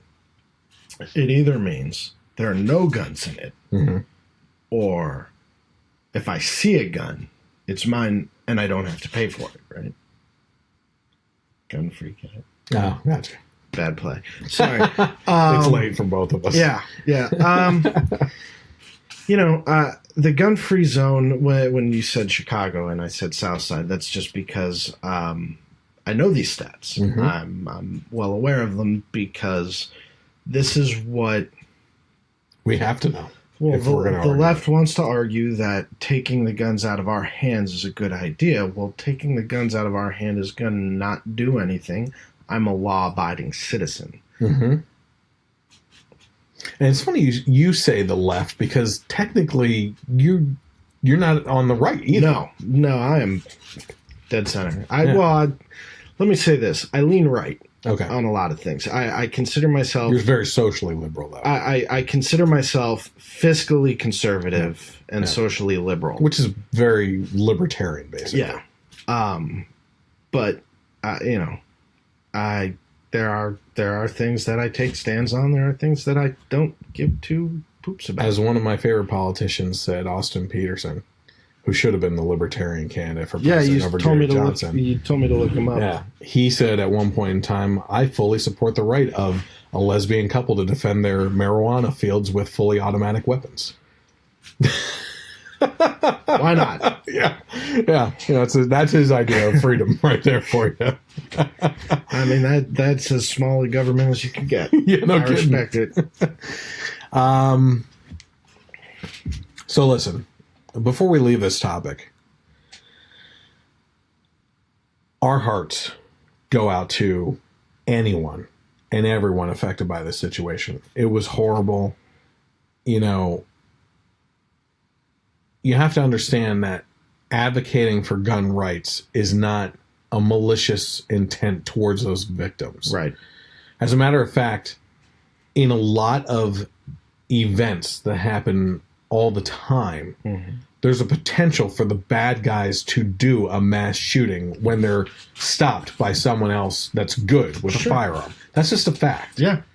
So, when you take the guns out of the hands of law-abiding citizens and you can't find the ones that are illegally owned by criminals, you leave a defenseless society at the will of these bad people. Right. And you leave it up to cops, which in situations like we're in right now, we're out in the middle of the country. And guess what? It takes about 25 minutes for a cop to get out here for any situation. Okay? You don't have that kind of amount of a time. Right. The one woman I just listened to that called into the radio station said that just last week, someone tried breaking into her house at 4 o'clock in the morning. She was in her bedroom. The dog started barking. And by the time she got out of bed and looked, there was a guy climbing through the window. Within 10 seconds, she had her pistol, and he was already in the house. Okay. Oh, I had it in 5. Well, she pointed at him, told him to get the hell out. She had more self-control than I would have, because you don't pick up a gun unless you're ready to shoot at someone. From my training class, I just you don't aim it at someone unless you're ready to do harm. Yeah. He got out of there. She had recognized him as someone in the neighborhood. So he was immediately picked up by cops. But the fact of the matter is, 10 seconds for someone to get into your house and do some serious harm to you, 25 minutes sometimes for cops, state cops or anything else to get out to you. Yeah. Actually, there's multiple quotes out there from cops saying that they want a well-armed society because they can't be there all the time. Right. There's also statistics out there that show that high gun ownership levels in certain towns shows a reduced amount of crime. I mean, it'll be hard for any foreign military to ever invade us because, yes, we have. I saw Red Dawn. No. That's. I'm kidding. No. What I'm saying is Russia had a plan to infiltrate the United States, but they said that they would never go through Texas over the Mexican border because they know the Texans would kick their ass. They would come over. They would march down the street, and then. The little school teacher that looks unassuming is going to pull out a 45 and start wrecking shop. And that's the thing. We are somewhat self-policed. Yeah. I've had these conversations with people, and I say that my family owns pistols for self-defense. We own shotguns for home defense and hunting. We own rifles for hunting. We also own some rifles for protecting ourselves from terrorists, both foreign and domestic. Mm-hmm. I mean, and you might have a flare gun or two. I know I don't have flare guns. Those things are stupid. But can I just say one tip? I was just in a concealed carry class. Yeah. By Mo, and I will actually try to put her channel up on YouTube, on the YouTube video too, in case anyone's interested in looking into her. But one of the things that she said as a good piece of advice is that you should was it 40 caliber? Mm-hmm. Yeah, that you should get a pistol that's 40 caliber. I have a 40. And she said that because when these types of situations happen, or there's a mass panic and a run on gun supplies, 22s, 9mm, 45s go. Yeah. Off the shelves immediately. 40s are always there. So, difference of opinion, just my personal experience. After the Newtown shooting, I do own a few different firearms. The one that I was most easily able to find ammunition for was actually my carry piece, which is a 380. Mm-hmm. It's a little smaller than a 9. Yeah. But with the technology and the bullets, and I've done a couple things where we've gone out to firing ranges with gallons of frozen water, and we've actually ice to the layman. It's whatever. It's 1:30 in the morning. We shoot the frozen water with the 9mm, see what it does, and then we shot the frozen water with the 380. Yeah. Now I carry hollow point. Yeah. So, and it mushrooms. Yeah. It's not just going to hit and stay. It's going to let you know it's there. Is it going to do the exact same thing as a 9? No. But it'll do the job. Yeah. The technology in a lot of bullets now, as compared to 20 years ago, just like almost everything, is that much better. But they say stopping power over dropping power, and dropping power starts when you get to the 40. that doesn't just mean you're gonna a guy like me is gonna walk in and probably take a couple 22s or a couple 380s, maybe even a few 9s, and keep coming. Yep. You hit me with a 40, I'm gonna hit the ground. Stopping power versus dropping power. 40.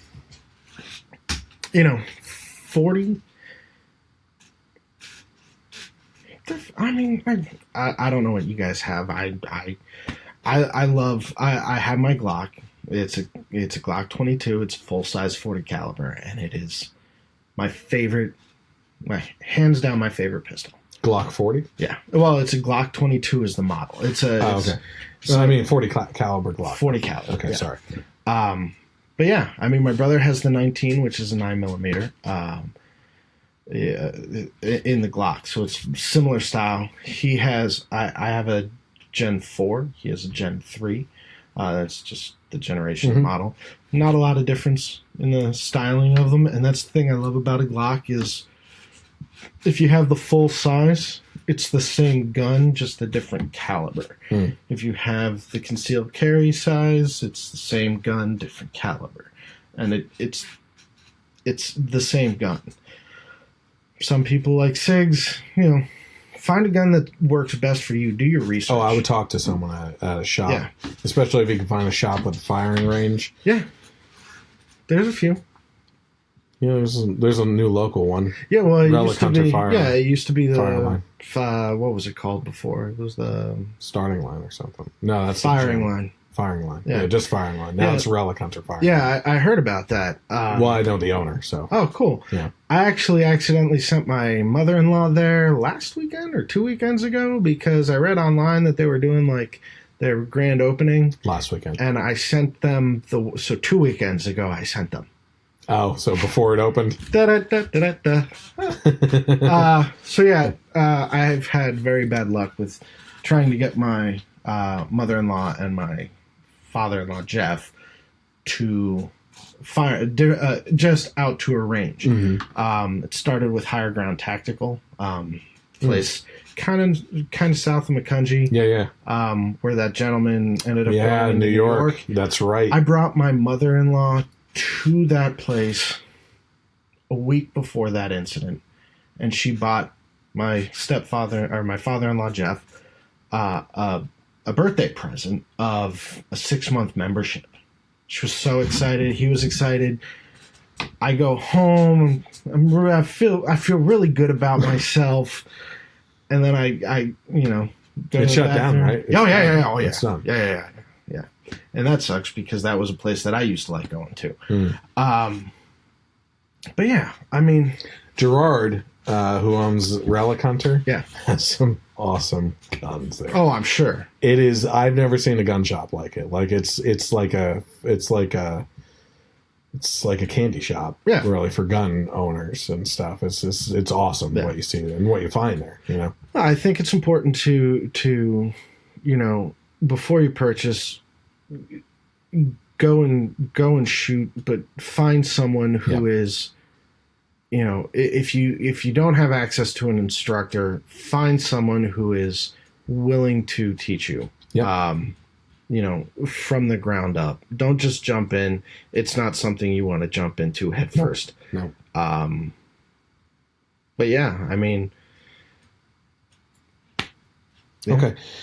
We're kind of running out of time here, but I just wanted to say again, our hearts go out, our prayers go out to all those affected by the incident.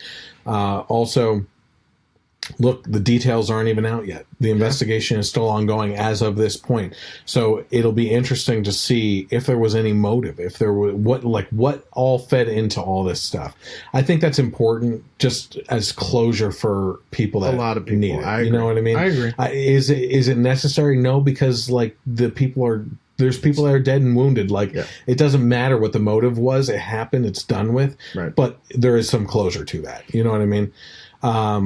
So moving off of a bad topic, we'll end the night on, kind of coming up again a little bit. Cool. Comic-Con's going on right now. I know. And apparently we're getting a new trailer for Justice League on Sunday.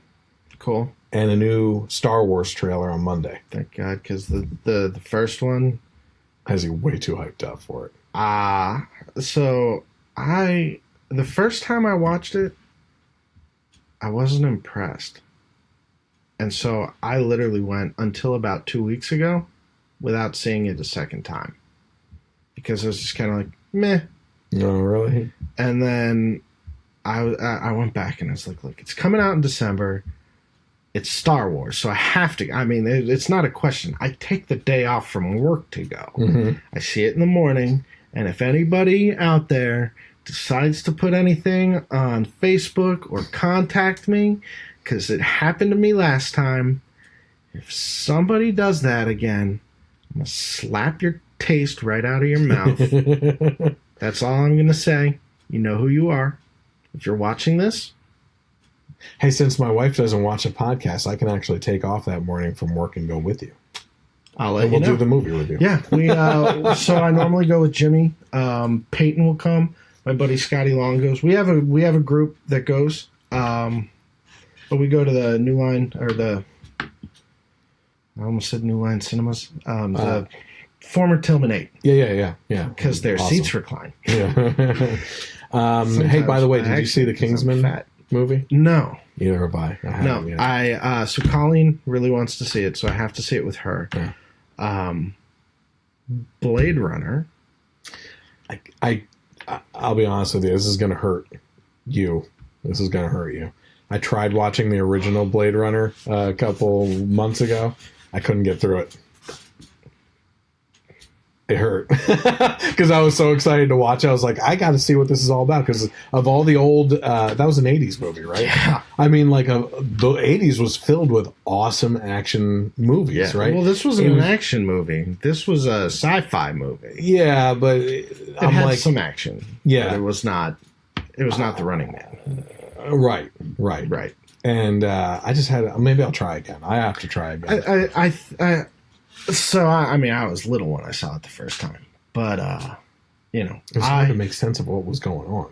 I really enjoyed it when I was little. I haven't seen it in 10 plus years. I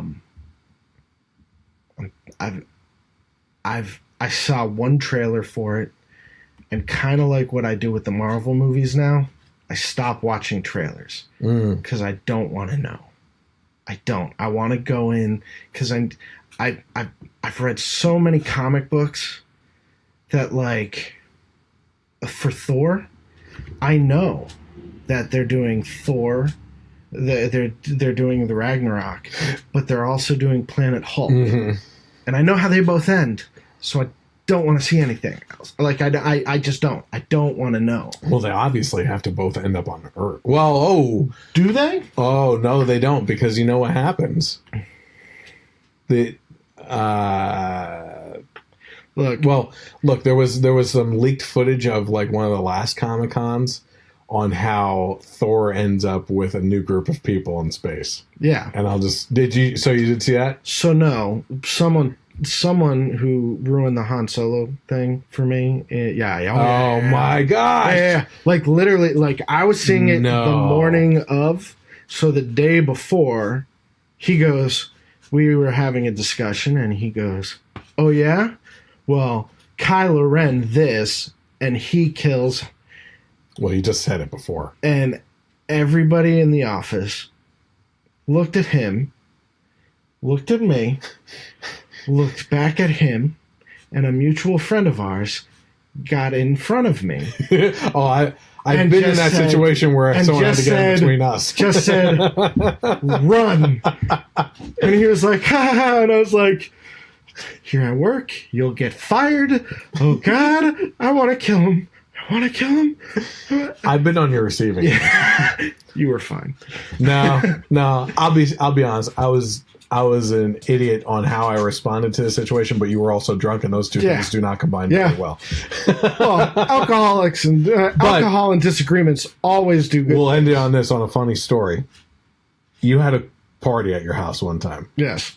And we were younger. We were all drinking very heavily. A little bit. And you and I decided to go get something to eat at a local gas station. Are you talking about the 7-Eleven incident? The big guy? The chicken hot taquitos? dogs. No, hot dogs. They were huge jumbo hot dogs.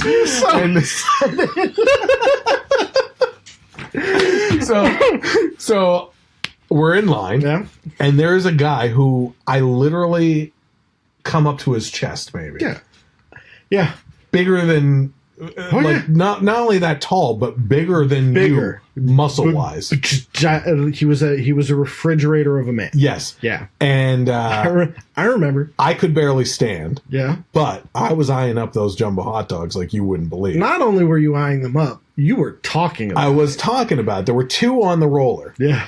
And I said, really funny. Oh, those hot dogs look really good. And he goes, yeah, they do. And I said, okay. I said to you, I'm going to get one of those hot dogs. I'm hungry. So the guy goes, I'll take one of those hot dogs. And I laughed at him. I said, it's a good thing you only said 1 because you know I'm eyeing that up. He goes, make it 2. Make it 2. You were holding me back. I was like, what? And I'm going at this guy, and he's just laughing. You're holding me back. Oh, my gosh. That was, I saw, I've never seen you flip a switch over hot dogs. That's awesome. It's an American snack. It's an American snack. And when you've got 2, 14, 30 some beers in you, who knows? And we walked, by the way, from my house down to a 7-Eleven. It's like it was like half a block. Okay, I was going to say, I didn't think it was that far. No, it's, we would come down 5th Street and then turn on to Susquehanna, which is really not the place we should have been walking around at 3 o'clock in the morning for hot dogs. And it's basically right there. That's your opinion. Only you and that big guy had that opinion that night.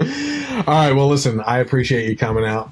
Always. It's awesome. Always. I have a good time with you as well as other ones on the podcast. That's why I keep on inviting you back out. I appreciate everyone tuning in tonight and those that follow in on the YouTube version. Also, those that listen on KLRN Internet Radio. I forgot to mention that at the beginning. I always forget to mention that, but I always seem to remember it right at the end. Yeah. So this podcast is re-aired on Sundays from 3 to 6 p.m. on KLRN Internet Radio.